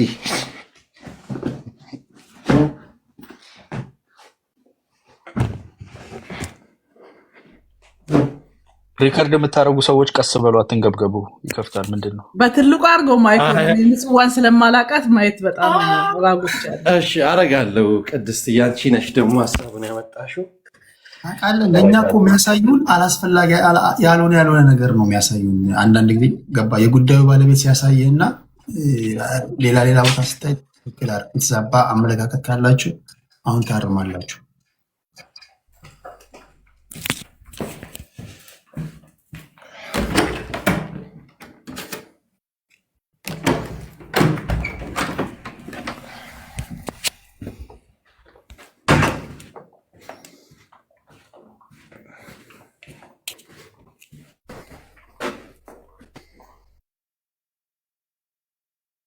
ቴዲ ወደ ቁም ነገሩ እየሄድኩ ምን አለ መሰለህ ቴዲ እየጠበቅን እኮ ነው። ማይክ ኔትወርኩ ያስቸገረው ነው። ቴዲ ዘሪሁን 13 መንገድ እንትን የማይል ነው። አሰበኛ አካል ነበር። አንድ ፋክት ልንገራችሁ። ደቂቃ ፖዝ አድርጌ ዋላ ታሳየን ቁም ነገር። እኔ እኮ ለማየት ፈልጌ እኮ ነው። እግዚአብሔርን ላሳይ ነው ቴዲ። ቤተ መንግስት ስፔሻል ኦርደር ሳይኖር አይቀርም ለኔትወርክ የተሰጠ ይመስለኛል። ምጽዋም ካለ ይሄ ነው አጋጣሚ ተጠቀሚ። ጠቅላላ አሜተኛ እንዴ ለማይኮ ሲሉማ ዛሬ ሁሉም ስራ ይቆማል። ኮሪደሩ ላይ ቆማ ሳየን ብለው ዋይፋይዋ ወደ ቢቹ እንደዚህ ከወረድክ ይጠፋል። የሳተላይት እንትን ኔትወርክ መሰለኝ። ሳተላይት ኔትወርክ ነው ያለው። ኖ አላቸው የሆነ የተወሰነ ራሳችን መላመት እያስቀምጣችሁ ነው። ቆይ ቴዲ ግን ከከባድ ይቅርታ ጋር ኮሜንት ላይ እኔ ኖርማሊ ኮሜንት ላይም ግን ኮሜንት ላይ እስኪ ገነባ ጠብቁት የሚል አይቻልም። እኔ ደግሞ ያየሁት ምንድን ነው እስኪ በኤአይ ላይ ያመጣ ነው ይላሉ። ኖ የተወሰነ እኔ አውቀዋለሁ። እኔ የተወሰኑ ቦታዎች ላይ ኔትወርክ አለ። በተለይ የሆነ ጣሊያን ቤዝ የነበረ አለ። የቻይና ኮንትራክተር እየጠራ ነው በፈጣን እንዲገነባለት ይላል። አንደኛው በጣም የሚገርም ኮሜንት ነው። ይህ በማይኩ ላይ እንዲህ መቀለል ተገቢ አይደለም።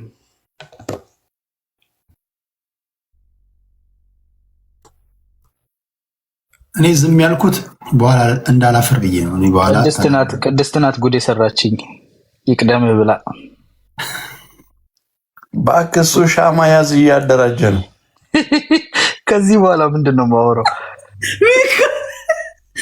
ራጁ አባቴ ውሃ ውስጥ ገብቶ አልከፈተም። እግዚአብሔር ነው የሰራው። ይሄንንማ ኖ መኪና ነው እያበራ ያለው መብራቱን።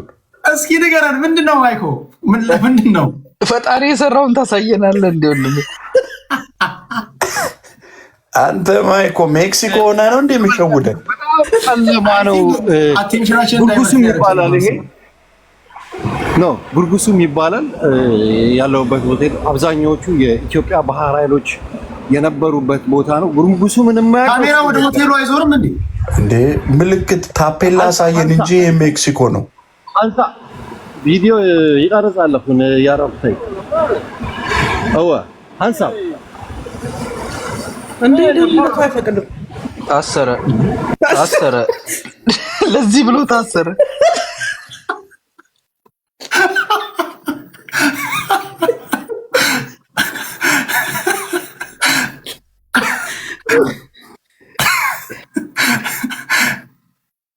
ያሱስ እንዴ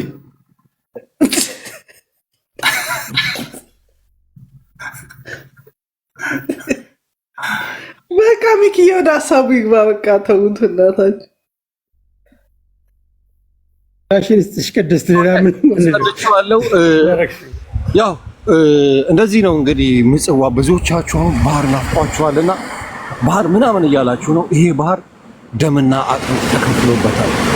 አሁን ራሱ የመጣው የቀድሞ ታጋይ ነው።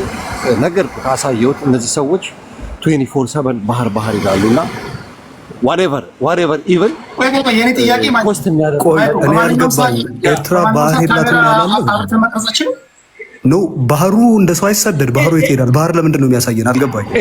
ኤኒ ታይም ማንም ሰው መጥቶ እኔ the next 4 days እዚሁ መጸዋ ጉርጉሱ ምን ያለሁት ቪዛው ሁላ ማንም ኢትዮጵያዊ አሁን እኔ የመጣሁት ለአንድ ጓደኛዬ ሰርግ ነው። አዲስ አበባ አንድ ነገር ብቻ ተባባል ፖሊስ አንድ ነገር ተባባል። ካሜራውን አዙረውና ከባህሩ ወደዛ በተቃራኒ አቅጣጫ አሳየን እስኪ። ምጽዋን አፍቀና ብቻ አሳየን። አሁን ያለኝ ሰውየው ምንም አይነት መቅረጽ አትችልም። በቃ እንደዚህ የሆነ ምንም አይነት የቦታ የምናምን ያው ታውቀዋለህ ካለ ሲቹዌሽን ዜሮ ነው ያለኝ። ጓንታናሞ ካልሆነ በስተቀር እና ምን ይነግራል? ለአንተ ምን ይነግራል? ከኔትወርክ እኮ መንቀሳቀስ እንትን ይቀድማል አይደል? ዲሞክራሲ ይቀድማል እኮ። ኦኬ ወደ ዋናው ጉዳይ እንግዲህ መለሳለሁ። ባህር ደግሞ እንደሱ አይሰደድም። ባህር ለምንድን ነው የሚያሳየው? እርግጠኛ ነኝ ቴዲ ይሄ ነገር ኤርትራ አይመስለኝም። ባህርኛ አንድ የትግርኛ ጽሑፍ አሳየን አዙርና። ምንድን ነው ባትሪ የምታበራው? መብራት የለም እንዴ? ኢትዮጵያ ሻማ ያዦቹ በደቂቃ ነው እንደሚከፈላቸው።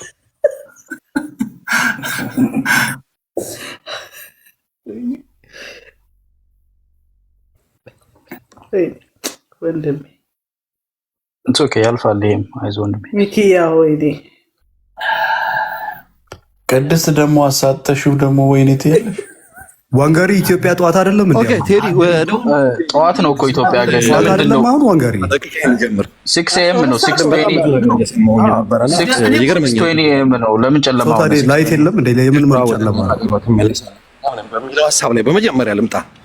በመጀመሪያ ደረጃ እውነት ነው if you guys are manage it ኤርትራ ወደ ኢትዮጵያ ልትመለስ አይደለም አትመለስም። ግን እናንተ እንደምትሉት ብትሆን ኤርትራዊ ይበላችኋል አይደለም። አሁን እንደዚህ ሆናችሁ ኤርትራ ተመልሳ ኤርትራዊ ይበላችኋል። አትችሉትም። ኤርትራን ህዝብ ይበላችኋል። ኢን ሴንስ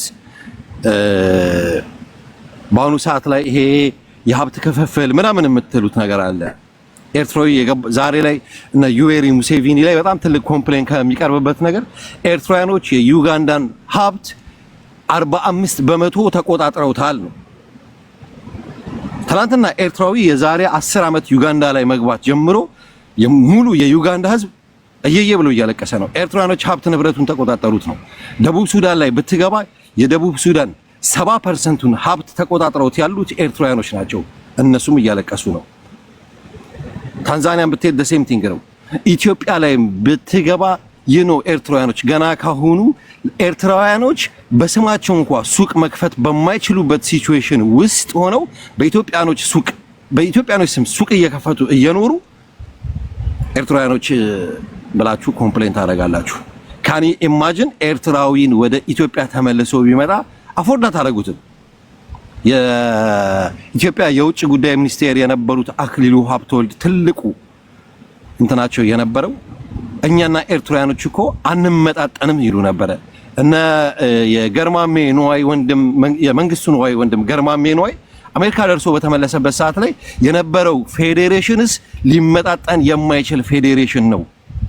ትልቁ ጥያቄያቸው እሱ ነው የነበረው። የኤርትራ ህዝብ ቀድሞ የሰለጠነ ህዝብ ነው ያሉት። የኤርትራ ህዝብ እንደማንኛውም ህብረተሰብ እርስ በርስ አይባላም። አፍሪካ ውስጥ ይሄ ሁላ ችግርና መከራ ወንድም በወንድሙ ላይ ተነስቶ አያውቅም። እርስ በርስ አይበላለም። we cannot afford to live with you guys።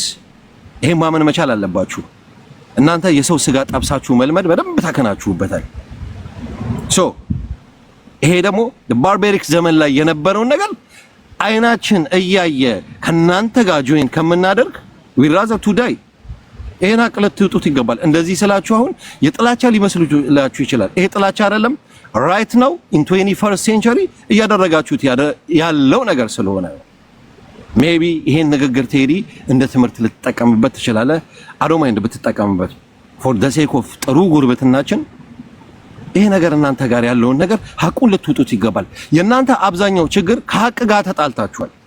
የ3000 ዓመት ታሪክ የምትሉት አገራችሁ ላይ ምንም አይነት የ3000 ዓመት ታሪክ ያለው ነገር ምንም አይነት ነገር ኢንዲኬት የሚያደርግ ነገር የለውም። አፓርት ፍሮም ይሄ የቋይቶ የመጠራ የኤርትራን ታሪክ በከፊል ትግራይ ላይ ያለውን ታሪክ ካልሆነ በስተቀር የኤርትራን ህዝብ ልታመሰግኑት ይገባል። የክርስትና ሃይማኖትን ደብረ ቢዘን ላይ ለመጀመሪያ ጊዜ ተቀብሎ የሰጣችሁን ያለማመዳችሁን ኢንፋክት ልታሻሽሉት እንኳን አልሞከራችሁም።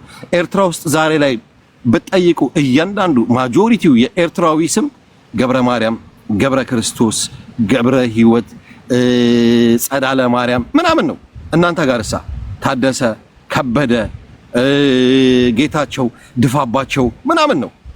ከክርስትና ጋር ያላችሁ ርቀቱላ ለዘመናት የተለያየ ስለነበረ አሁን ድረስ የምትጠቀሙበት ስም ሁላ ከኤርትራዊው ጋር አይመሳሰልም። ኤርትራ ኢትዮጵያን ጆይን ባደረገችበት ሰዓት ላይ ያን ስም አዳፕት ልታደርጉት ሞክራችኋል። ነገስታቶቻችሁ እነ ተፈሪ ምናምን የሚባሉት ልክ ንግስና ላይ በመጡ ቁጥር ኃይለ ኢየሱስ ምናምን የሚል ተፈሪ በቃ አለ አይደለ የኃይለ ሥላሴ ኃይለ ሥላሴ ምናምን የሚለውን ስም አዳፕት ያደርጉ ነበር። ታሪካችሁም ቢሆን ከኤርትራ የተወረሰው እንጂ አንዳቸውም ታሪክ ከአክሱም ወረድ ካላችሁ በኋላ የ1000 ዓመት ታሪክ ልታገኙ የምትችሉ የነላሊበላና የሌሎችን ታሪክ ነው። ሶ ኤርትራ የኢትዮጵያ አካል ነበረች ለምትሉ ሰዎች ፓርት ኦፍ ኢትዮጵያ ውስጥ ያሉት ቦታዎች የኤርትራ አካል ነው የነበሩት። ነገሩ ቫይስ ቨርሳ ነው። አንገናኝም።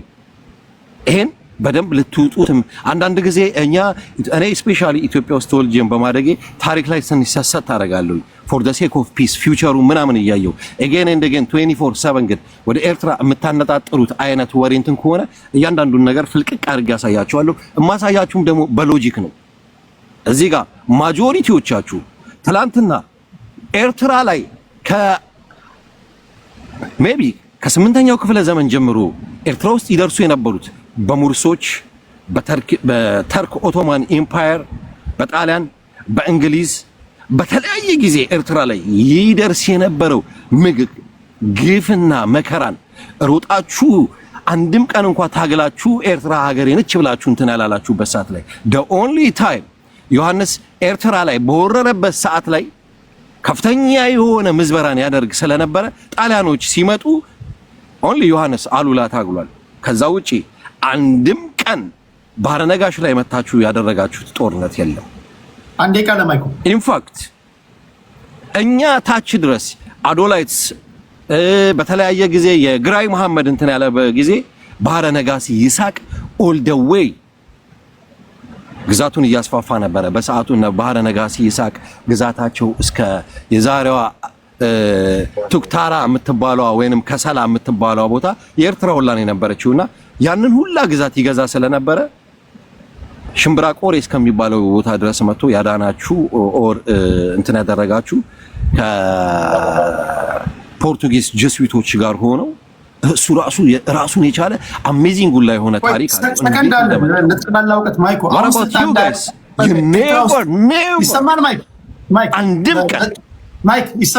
ትላንትና እኮ ይሄ ሁላ የምታዩት የኦቶማን የ300 ዓመት አሁንም ከተማውን ነገ ቀርጬ በደንብ እንትን አደረጋችሁ። እያንዳንዱ ምጽዋ ላይ ያለው እንትን ኢንዲኬት የሚያደርገው የተርኪሾችን እንትን ያሳያችኋል። እሺ ይሰማል። ማይክ የቅርብ ጊዜ እንኳን ታሪክ አገር እንደ ሀገር ከቆመበት 88 የስክራምብል ኦፍ አፍሪካ ከሚለው በኋላ እንኳን የሰማህ አይደለም እሱ ነገር ልታገናኙ እንደምትል ባይገባኝም ውሸት ታሪክ እኔ መቀጠል እችላለሁ መሰለኝ ወይ ሚውት አድርገውና ታሪክ አጋጣሚ ዋንስ አፖን አ ታይም ኃይለሥላሴ ጥሩ ዲፕሎማሲ ሚውት ላይ ያወራ ችግር የለው ተጫወት እንደዛ ማሽን ይቀጥላል። ደቂቃውን ጨርሷል። በተቻለ መጠን ፌር ለመሆን ሞክረናል። ለኢትዮጵያውያን በእነሱ ጉዳይ ላይ እኛን እንደዚህ ያስገብተው እንደማያወሩ የታወቀ ነው። ወይም ደግሞ በክብር ፖለቲከኞቻችን እንደማስተናግዱ የታወቀ ነው። እኛ ግን በተቻለ መጠን ለእነሱ ፌርነስ ብለን 7 ደቂቃ ሰጥቼዋለሁ። 7ቱን ደቂቃ በሚገባ ተጠቅሟል። እሺ ማይኮ ሚት አድርጎ እያወራ እያለ ወደ አያና እንሄዳለን። የስራሽን ስትሻለልሽ መቼ ስህተት ነሽ በደንብ ሳቀን። አንደኛ ኤርትራም አይደለም ኤርትራ አሁን ከጠዋቱ 7 AM ወይም 1 ሰዓት ነው ንጋት አካባቢ ነውና አሁን ያየነው ድቅድቅ ጨለማ ኤርትራ አይደለም። ግን ያው አትሊስት በመኞት ደረጃ ኢንተርኔት ይሰራል የሚለውን ለማለት ፈልጎ ነው የሚመስለኝ። እኔ እንግዲህ ስረዳ ይሄን ሁሉ ነገር እኔ ያዝናለሁ፣ ያስቃል ነገሩ መጀመሪያ ላይ፣ ግን ትንሽ ቆይቶ ደግሞ ያሳዝናል ስታየው የለም በቃ ይሄ የተጎዳ አውራጃ ነው ከኢትዮጵያ ለይተውት በጣም የጎዱት አውራጃ ነውና አሁን እንደ ሀገር ባለው አቋሙ የተገነባበት የተሰራበትን ምክንያት የዚህን ህዝብ ጥቅም ለማስከበር ሳይሆን እንደዚህ ለማሳቀቅ ነው። እነሱን በጊፍት በምንም ሞራል ሊደግፉት ሞክረዋል። ግን ልጁ በጣም ያሳዝን ነገር ነው። እንዲህ ኢምባረስ መደረግ ማለት ነው። ፈጣሪ ከዘመናት በፊት መሬት ላይ ያስቀመጠውን ነገር ለማሳየት ስትሞክር ምንም የለህም ማለት ነውና ያሳዝናል። ጠላት አይደሉም፣ አንድ ህዝብ ነን፣ ሰፊ ታሪክ የምንጋራንን። ወደ የእንትና የኤክስደስ ያነሳውን ፖይንት ልናገር እስቲ፣ ከዚሁ ጋር የሚገናኝም ስለሆነ ከዛ ልጀምር። ምናልባት ፖለቲካሊ ትንሽ ዲቴል ከሆነ ይቅርታ ጠይቃለሁኝ። የግብፅ ሄጂሞኒ መረጋገጥ የሚችለው አሁን አንተ ያልከው ይሄ በትሪሊየን ዶላር ራውት ላይ የግብፅ ሙሉ ቁጥጥር ሊረጋገጥ የሚችለው ኢትዮጵያን ላንድ ላክ አድርጎ ማስቀመጥ ከተቻለ ነው። ለዛ ነው እነ ጴጥሮስ ሮስካሊ ሌሎቹም የግብፅ አካላት ረድተው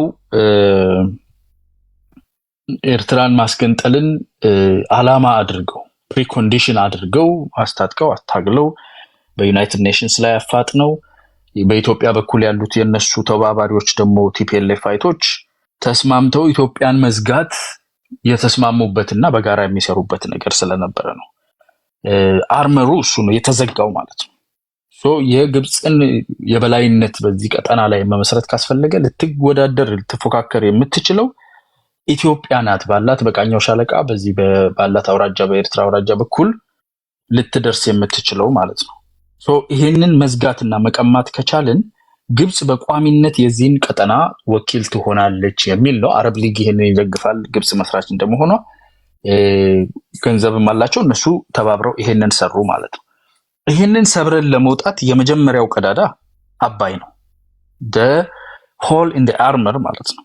the crack in the armor አግኝተናል። አባይ ነው። የአባይ ግድብን ትላንትና አንስተን የተነጋገርንባቸውን ከላይ ያሉ የላይኛውን ተፋሰስ መዋቅር መስራታችን አስፈላጊ ነውና እንተ እንደምትለው አሁን ኤርትራ ባለችበት ሁኔታ የምትገዛው በአንድ ሰው ነው። የአንድ ግለሰብ አስተዳደር ስር ነው ከተከተተችው። ዋናው ዓላማው ኢሳያስ ዶክትሪን ብሎ ዶክተር ጌዲዮን ጢሞቴዎስ ሲያስቀምጠው ከዚህ በፊት ሰምታችሁ ሊሆን ይችላል።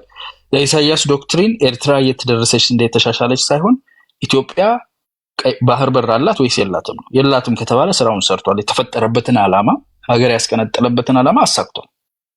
በሉ አልበሉ ኢንተርኔት ኖረ አልኖረ እንደነማይኮ አይነት አሁን ያሳዩንን አይነት የሚያሳፍሩ ነገሮች ሴማፎሮ ምናምን የትራፊክ መብራት በናሽናል ተላለፈ፣ ህዝቡ ተሰዶ እንትናለ መርሰነሪ ሆኖ በየሀገሩ እየተሽከረከረ ተዋጊ ሆኖ ህይወቱን ገበረ። እደዝንት ማተር ዋናው የተፈጠሩበት ዓላማና ኢሳያስ ያንን ዘግቶ ኢትዮጵያ ፖለቲካል ሌቨሬጅ ሲግኒፊካንስ እንዳይኖራት ነው። አንተ በዚህ ኮንዲሽን ከኤርትራ ጋር አሁን ካለ ዶክትሪኑ ኢሳያስን የመሰለ ዶክትሪኑ ኢትዮጵያን ወደኋላ ማስቀረት ላይ የተመሰረተ በተለይ የባህር በር እንዳታገኝ ከዛ በር ላይ የመዝጋት ዓላማ የሚያራምድን ሰው ቋሚ አላይ አድርገህ መሄድ አትችልም። አብረህ መስራት የምትችልባቸውን ነገሮች ግን ትጠቀማለህ። በውስጣዊ ግጭቶቻችን ላይ ዩስፉል እንትን ሆኖ አገልግሎናል። ዩስፉል ኢቪል ሆኖ አገልግሏል። ይሄ ማይካድ ነገር ነው። በጊዜው የነበረው የራሱ ከዝን የሆነው ቲፒኤልኤፍ ከስልጣን መንበሩ ላይ ሲገፋ የኢትዮጵያን ማዕከላዊ ስልጣን አናጋለው ራሴ ይቆጣጠራሉ ብሎ ሲመጣ ቲፒኤልኤፍ ላይ በተደረገው ትግል ላይ ተባባሪ ሆኖ አይደል ባይዘው አልሸባብን እንደሚያሰለጥነው ሳውት ሱዳን ውስጥ ሄዶ እንደሚዋጋው ሌላ ሀገር ወር እንትን ማናት የመን ሄዶ እንደሚዋጋው ኢትዮጵያም ውስጥ መርሰነሪ ሆኖ መጥቶ የሚሰራ ስለሆነ በአቅራቢያ ያለው ሰው እኮ ስትጣላ ድንጋይም አንስተ እጅ ላይ ያለው ነው የምትወረውረው። በአቅራቢያ ያለው ወታደር የሚያከራይ ሀገርን በግለሰብ ደረጃ የሚቆጣጠር ሰው አለ። እሱን ተጠቅመ ፓወር ኮንሶሊዴት ለማድረግ ተጠቅመሃል። ያ ማለት ግን እሱ ጦርነት ከቆመ በኋላ ተመለሰ ናሽናል ኢንትረስትን ስታነሳ የተሰራበትን ዓላማ ላይ ኦኬ ያሰብን ጉዳይ ስትለው እምቢ አለ። ምን ጎደለ ስትለው ምንም አልጎደለውም። ከተፈጠረበት ዓላማ ጋር ስለሚጋጭ እጁን ሰበሰበ ማለት ነው። ያንን የተፈጠረበትን ዓላማ ስለምናውቅ ከኤርትራ ህዝብና መንግስት ጋር የሚኖርን የወደፊት ግንኙነት የኢሳያስን ዶክትሪን ከኤርትራ ላይ መነሳት አለበት። ለኤርትራ ህዝብም የጋራ ጥቅሙ ስለሆነ አሁን ማይኮ ደና መንግስት እንዳላቸው ለማስመሰል ለመጃጃል ከስር ጊፍት ከላይ እንትን እየተባባሉ እየተጨባጨቡ እየዞሩ እንደዚህ ራሳቸውን ከሚያታልሉ በአንድ ሰው ግዛት ስር 30 ምናምን ዓመት መኖራቸው አሰቃቂ በደል እንደደረሰባቸው አውቆ ይሄንን ቀይረን እኛ መንግስት መመስረት እንችላለን፣ እኛም ከሌላው ህዝብ አናንስም፣ ቅድም የሄድንበት ሀገር ሁሉ በዝብዘን እያስለቀስን ነው የሚል በጣም የፉሊሽ ወሬ ከማውራት ማለት ነው ያንተ ሀገር ከማን አንሶ ነው ተሰደህ ሄድክበት ሀገር ላይ ብር እንደሰራህ የምትፎክረው? የኔ ሀገር ላይ መንግስት ሊኖረኝ ይገባል፣ ፓርላማ ሊኖረኝ ይገባል፣ ምርጫ ሊኖር ይገባል፣ አሰች እንቀሳቀሳለሁ የሚሉ ጤነኛ አእምሮ ያላቸው የኤርትራ ልጆች ትልልቅ ሰዎች አሉ። እነሱ ተደራጅተው በሚያደርጉት ትግል መንግስትም የኛ መንግስት ብቻ አይደለም ባይዘው ዓለም አቀፉ ማህበረሰብ በሚያደርግ ቢኮዝ አልሸባብን ጭምር የሚያሰለጥን ስለሆነ ማለት ነው ይሄ ግለሰብ እሱን አንስቶ ለኤርትራ ጤነኛ መንግስት ሲፈጠር ከሱ ጋር ስትራቴጂክ የሆነ አላያንስ እንደሚኖረን እርግጠኛ ነኝ። ቢኮዝ የሚመጣው መንግስት ጤነኛ የህዝብ መንግስት ከሆነ ከኢትዮጵያ የሚቀርበው ማንም የለም በምንም መቅጣጫ። ትስስራችን በጣም ሰፊ ስለሆነ ማለት ነው ኢንቲግሬሽን ውስጥ እንገባለን ያኔ አላያንስ። ለአሁን ግን የተጠቀምንባቸው እንደ ተከራይ ወታደር መርሰነሪ ወታደር መንግስት ለማጽናት አገልግለዋል። ለዛም ተመስግነዋል ለማለት ነው። ተከፍሏቸዋል። quite honestly thank you አያና። ምናልባት ማይኮ እስካሁን እያወራ ከሆነ ቼክ ላድርገው እስኪ። ወጥቷል፣ ጨርሷል። እሺ አብርሃም የመጨረሻ ዙራችን ነው። ጽድት ያለ ውይይት ሰምታችኋል። ሁሉንም እያመሰገንን እንሰነባበታለን። በእናንተ ምክንያት ታፕታፕ ስላደረጋችሁ ሳይቆራረጥ ሰምተናል። የሰለጠነ ውይይት ለዘላለም ይኖር። አብርሃም አለ አለው። እሺ ታንክ አመሰግናለሁ። ቅድም በተባለው ነገር ላይ ስለኔ አንዳንድ የተባሉ ነገሮች አሉ። ስለነሱ መልስ ልስጥና ወደ አሰብ ጉዳይ እሄዳለሁ። ግን ትንሽ ነች ኮመንቱ ላምላችሁ። አንዳንድ ሰዎች ግን ተንኮለኞች ናቸው። ማይኮ ተገሏል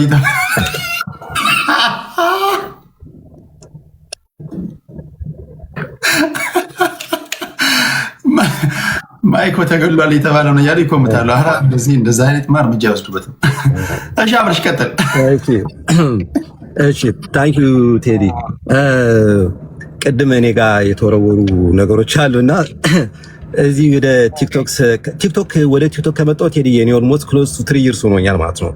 ኦልሞስት ወደ 3 ዓመት ሊሆነኝ ነው። ያው ስመጣ ሙዚቃ ነገር ሞካክራለሁ፣ ሙዚቃ መሳሪያ ማለት ነውና ገና ስመጣ የሆነች የለቀኳት አንዲት አጭር ቪዲዮ ነበረች ፒያኖ ይዤ ምናምን ነገር ማለት ነው። እዛ ጋር የኔ ፎቶግራፍም የኔ ፎቶ የለምና የፕሪፈረንስ ጉዳይ ነው። እኔ ሙዚቃ መሳሪያ ጫወታለሁ፣ ግን ብዙ ልጆች ሪኮመንድ ያደርጉኛል ዩቲዩብ ብትከፍትና ሙዚቃ ብትለቅ ብትሰራ ምናምን ይላሉ። አይ ዶንት ላይክ ኢት ኢት ፕሪፈረንስ ጉዳይ ነው ማለት ነው። ግን የአማራ አክቲቪስቶች እነዚህ ሰዎች ይሄ አሁን ስም የሚያጠፈው ማጅራት መቺ የአማራ ታዋቂ አክቲቪስቶችን ፖለቲከኞችን የሚታወቁ በቪዲዮ የሚታወቁ የፋኖ አመራሮችን ሁሉ ሳይቀር ብሔር የሚነጥቁ ሰዎች ናቸው። ለምሳሌ ቴዎድሮስ ትርፌ የሚባል ልጅ አለ፣ የትሪፕል ኤ ፕሬዝዳንት የነበረ እሱ ልጅ የወልቃይት ልጅ ነው፣ አማራ ነው፣ የሚታወቅ ልጅ ነው፣ በቪዲዮ የሚታወቅ ልጅ ነው። እሱን ምን ይሉት ነበረ እነዚህ ልጆች ስሙን ሲያጠፉት ትግሬ ነው ማነው ትግሬ ስለሆነ አማርኛ የማያወራው ትግሬ ስለሆነ ነው ይጸየፋል አማርኛን እያለ ስም ያጠፋ ነበር ይሄ ልጅ። ግን ቴዎድሮስ ትርፌ አማርኛ የማይናገረው በ4 ዓመቱ ነው አሜሪካን ሀገር የመጣው እና አማርኛ አይችልም ማለት ነው አንደኛ። ሁለተኛ ነገር ደግሞ አበበ በለውን ታውቀዋለህ? አበበ በለው ከእንግዳ ዘር ነጋ ጋር ሆኖ ድራማ ይሰራ የምናውቀው ከጎንደር ደንቢ አካባቢ ተወልዶ ያደገ ልጅ ነው እና እሱን ትግሬ ነው ይሉት ነበረ። ዘመነ ካሴ ታወቀ አማራ ልጅ ነው፣ እሱን አገው ነው ይሉታል። የማይሉት ነገር የላቸውም የሚታወቁ በቪዲዮ። ስለዚህ በቪዲዮ መውጣትህ በፎቶ መውጣትህ አማራም ትግሬም አያደርግህም። ንግግርህ፣ ድርጊትህ፣ የምትሰራው ስራ ነው ብሔር ሊያሰጥህ የሚችለው ማለት ነው። ይሄን ካልኩ በኋላ አሁን ወደ ተባለው ወደዚህ ወደ አሰብ ጉዳይ ልነሳና አሰብን በተመለከተ ቴዲ የዛሬ አይ ቲንክ 30 ምናምን ዓመት ፖል ሄንዝ የሚባል አንድ የሲአይኤ የኢስት አፍሪካ ወኪል ነበርና መለስ ዜናዊ ገና አዲስ አበባ ሊገባ ነገር የቴሌግራም ንግግር አድርጎ ነበር ከፖል ሄንዝ ጋር እና ፖል ሄንዝ ጥያቄ ጠይቀዋል። አሰብን በተመለከተ ወደብን በተመለከተ ያላችሁ ምልከታ ምንድነው ብሎ ሲጠይቀው እኛ አሰብን የምንመለከተው ከትግራይ ጥቅም አንጻር ነው ይለዋል። እሱ እንዲያለው ከፈለጋችሁ ዋሽንግተን ፖስት ላይ ያለ ማንበብ ትችላላችሁ። እና ምንድነው የሚለው አሰብ በኤርትራ እንድትሆን ፍላጎት ያሳየበትን ሁኔታ ታያለ። ለምን ወደፊት ትግራይ አገር ብትሆን አሰብ በኤርትራ ብትሆን ኢዝሊ መጠቀም እንችላለን ብለው ያስባሉ የእነመለስ ዜናዊ ማለት ነው። ስለዚህ ውሳኔው የተወሰነው ቀድሞ ነው። ስለዚህ ኢትዮጵያን የባህር አልባ ያደረጓት እነመለስ ዜናዊ ከትግራይ ጥቅም አንጻር አይተው ነው ለማለት ፈልጋለሁ። ብዙ ጊዜ ይባላል ይሄ በትራንዚሽን ጋቨርንመንት ጊዜ መለስ ዜናዊ ነው የሰጣቸው ማን ነው ኢሳያስ አፈወርቂ አሰብ የኢትዮጵያ አካል እንድትሆን ፈልጎ ነበር ምናምን እየተባለ ሲወራ ሰማለሁ። ፋክት ግን ቲፒኤልኤፎች ናቸው አሳልፈው የሰጡት ማለት ነው ለኤርትራ። ግን በዓለም አቀፉ ሕግ መሰረት ደግሞ ላንድ ላክድ የሆኑ ሀገሮች የ1982ቱን የኮንቬንሽን ኦፍ ዘ ሎ ኦፍ ላንድ ላክድ ስቴትስ ብሎ አስቀምጧል በግልጽ ማለት ነው። the right to access the sea and enjoy freedom of transit through neighboring coastal states ይላል including the right to use ports and transport infrastructure generally facilitated through bilateral or regional agreement ይላል።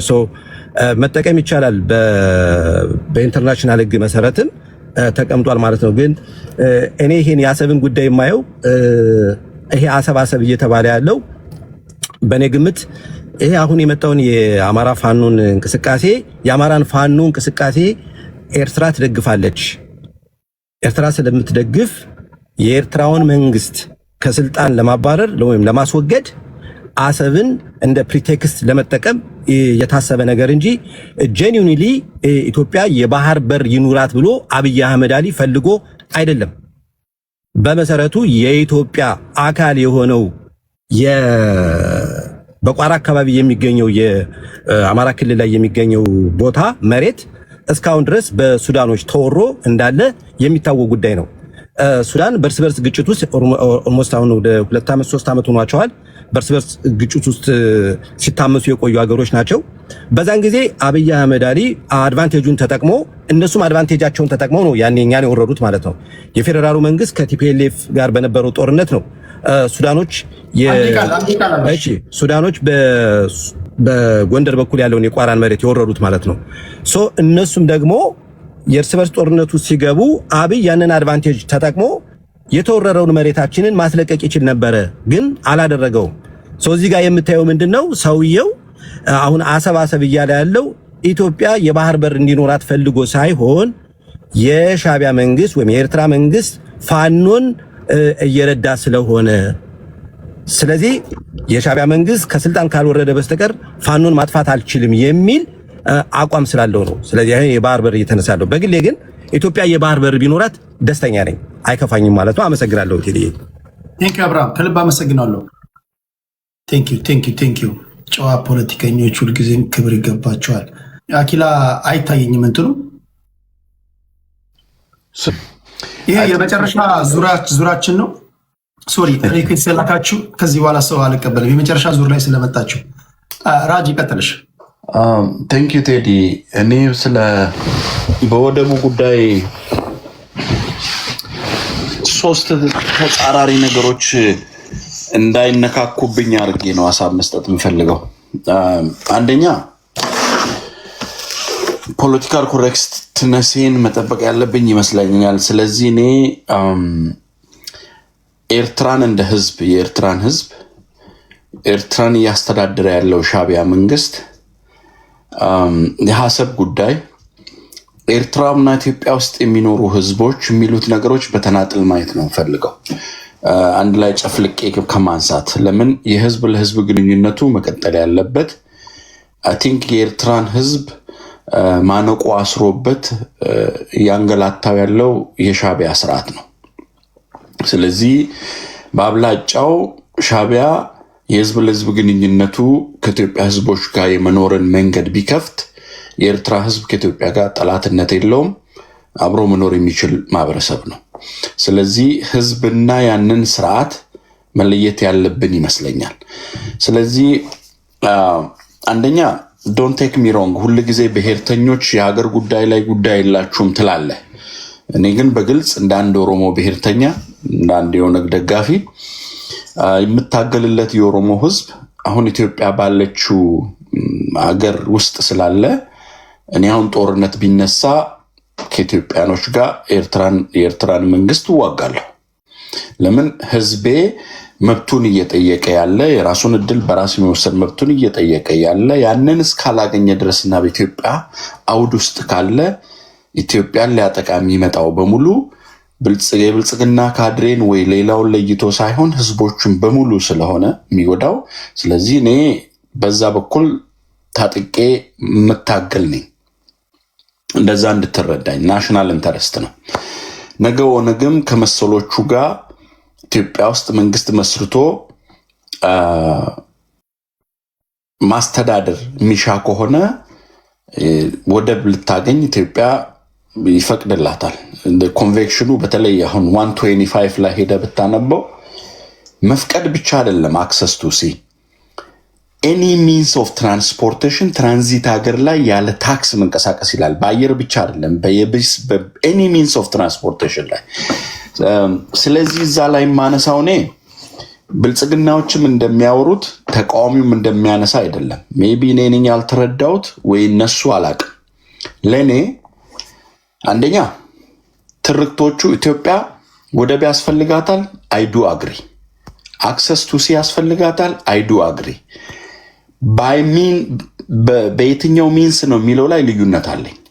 ብልጽግናዎች አንደኛ ቲፒኤልኤፍን ብቻ ነው የሚኮንኑት አይደለም። ሀሰብን ከኢትዮጵያ እጅ ያወጣው ወይ ደግሞ ለኤርትራ የሰጠው ወይ ደግሞ እንድትቆረጥ እንድትገዛም ያደረገው ከምኒልክ ጀምሮ ነው። በውጫሌ ስምምነት ምኒልክ አሳልፈው ሰጥቷል። ያኔ እኮ ከተከዜ የተመለሰው ጦር ኤርትራንም የኢትዮጵያ አካል ቢያደርግና ሀሰብንም የኢትዮጵያ አካል ቢያደርግ ቢዋጋ በዛ ስምምነት ጣሊያኖች ወስደውት አይቀሩም ነበረ። ኃጢአቱን መሸከም መቻል አለባቸው ምኒልክም። ቀጥሎም ኃይለስላሴም ቢሆኑ በጉልበት ሊያደርጉት የተጠቀሙት ሂደት ጦርነትን አመጣ። ደርግም ቢሆን ያንን አመጣ። ኢህአደግ ደግሞ የኤርትራን ህዝብ የነፃነት እድል ከሰጠ ባላቸው አግሪመንት የኢትዮጵያን ወደብ ማግኘት ጥያቄ ኤክሰፕሽናሊ ማየት ይችሉ ነበር በሚለውም ቲፒኤልኤፍ ይከሰሳል። አብይና መሰሎቻቸው ቲፒኤልኤፍ ያሳደጋቸው የሌላው ግልባጭ የኢህአደግ ሌላኛው ግልባጭ ዛሬ ብልጽግናዎች ደግሞ ውሳኔ ሲሰጥ የገሚሶቹ የፖሊት ቢሮ አባል የነበሩ ናቸው። ስለዚህ ብልጽግናም ይከሰሳል። ከደሙ ነፃ የሆነ የለም። ስለዚህ እኚህ በተዋረድ የመጡ በሙሉ ኢትዮጵያ ወደብ አልባ እንድትሆን ሮል አላቸው። ኃጢአቱ ለአንድ ወገን ብቻ የምንሰጠው አይደለም። ስለዚህ ወደብ ማግኘት አለባት ኢትዮጵያ፣ አክሰስ ማግኘት አለባት፣ ይገባታል። ግን ሀሰብ ብቻ አይደለም ነው የኔ ጥያቄ። እኔ ሀሰብን ምጽዋን ከ7 ዓመት በፊት እጅ አይቻለሁ። ሀሰብ የምትለው ባኪንግ ዶግ የሌለው ወደብ ነው። ኮስቱ ራሱ ወደብ ልታደረገው ስንትና ስንት የሚፈጅ ነው። ኢትዮጵያ ዘይላና ከሀሰብ በላይ ዘይላ ነው የሚቀርበን እዚህ ጋር ያለው አንድ። ሌላኛው ብልጽግናዎች ካድሬዎች የሚሉት ነገር አለ። አንድ አሁን እነገዱን አንበሳ አድርጎ ሲቆጥሯቸው ነበር ሲተው የደከሙ የአመራር ችግር ያለባቸው ይላሉ። እነታየን እንደዛው ሲያባርሩ ሲጠቀሙበት ጎበዝ ሲያባርሩት የሚሉትን ነገር ሀሰብን ፈልገህ የሀሳብ አባት የሆነውን የአፋርን ህዝብ ስለሱ አታነሳም። እሱ አንድ ጥያቄ ነው። ህዝቡ በሙሉ ብልጽግና የሚሆን ማንም ይሁን ያ ቦታ የአፋር ሱልጣኔት ቦታ የነበረ ነው። በኮሎኒ እጅ የነበረ ነው። ወደቡን ትፈልገዋለህ። የአፋርን ህዝብ ግን በሻዕቢያ ተጨፍልቆ እዛ መብት የሌለውን የአፋርን ህዝብ ግን ስለሱ መብት አትናገር። እሱም አንደኛ በሌላ ነገር ማየት በሌላኛው አኳን ማየት ያለብን ጉዳይ ነው። ስለዚህ የወደብ ጉዳይ ከተነሳ ያ ነው ለእኔ አይዶ ወሪ ዳማች ስለ ወደብ የኔን ወሪ የሚያደርገኝ ወደቡንም ብታገኝ እንደ መናብ አምጥታ አውርጥተው ደረቅ ሞጆ ላይ አትጥለው። ሰላም ከሌለ ኢትዮጵያ የውስጥ ችግሯን ፈታ አያል ብትሆን ህዝቦች የራሳቸውን ችግር ቢፈቱ ሀሰብ እኔ ለቦርጬ ሮጬ የምደርስባትን ከአድግራት አይደለም ግብፅን አቋርጠን ሄደን ሜዲተሬኒያን ላይ አክሰስ ማግኘት እንችላለን። ጎበዝ ከሆንን ሀያል ከሆንን ኦልዌይስ ኔቪ ሲሎች የተለያዩ ቦታዎች ላይ የመላ የአሜሪካኖች አላቸው፣ ዩሮፓኖች አላቸው። ሀያል ከሆንክ ጉልበት ካለክ ማንም የሚደራደር የለም። ያንን ኢትዮጵያን ሀያል ማድረግ የሚቻለው ደግሞ የኢትዮጵያ ህዝቦች አብሮ መኖር የራሳቸውን መብት ሲከበርላቸው ራሳቸውን እንደ ሀገር የሚያዩበት ናሽናሊዝምን እንደ ሀገር የሚወዱበት ኢትዮጵያን እንደ ሀገር የሚያዩበትን ስርዓት ሲያደርጉ ነው። ያንን ለማድረግ ደግሞ የህዝብ ለህዝብ ግንኙነቱን አጠናክሮ የውስጥ ችግራችን መፍታት መቻል አለብን። ሰላም ካለንና ሀያል ከሆን ግብጽ የምትለውን አይደለም አልፈን ከዛ መውሰድ የምንችል ስለሆነ እኔ በዛ አኳን ነው ማየው። ሌሎች የተነሱትን ሌላ ጊዜ እናነሳለን፣ ሰዓቴ ስላለቀ። ቴንክ ዩ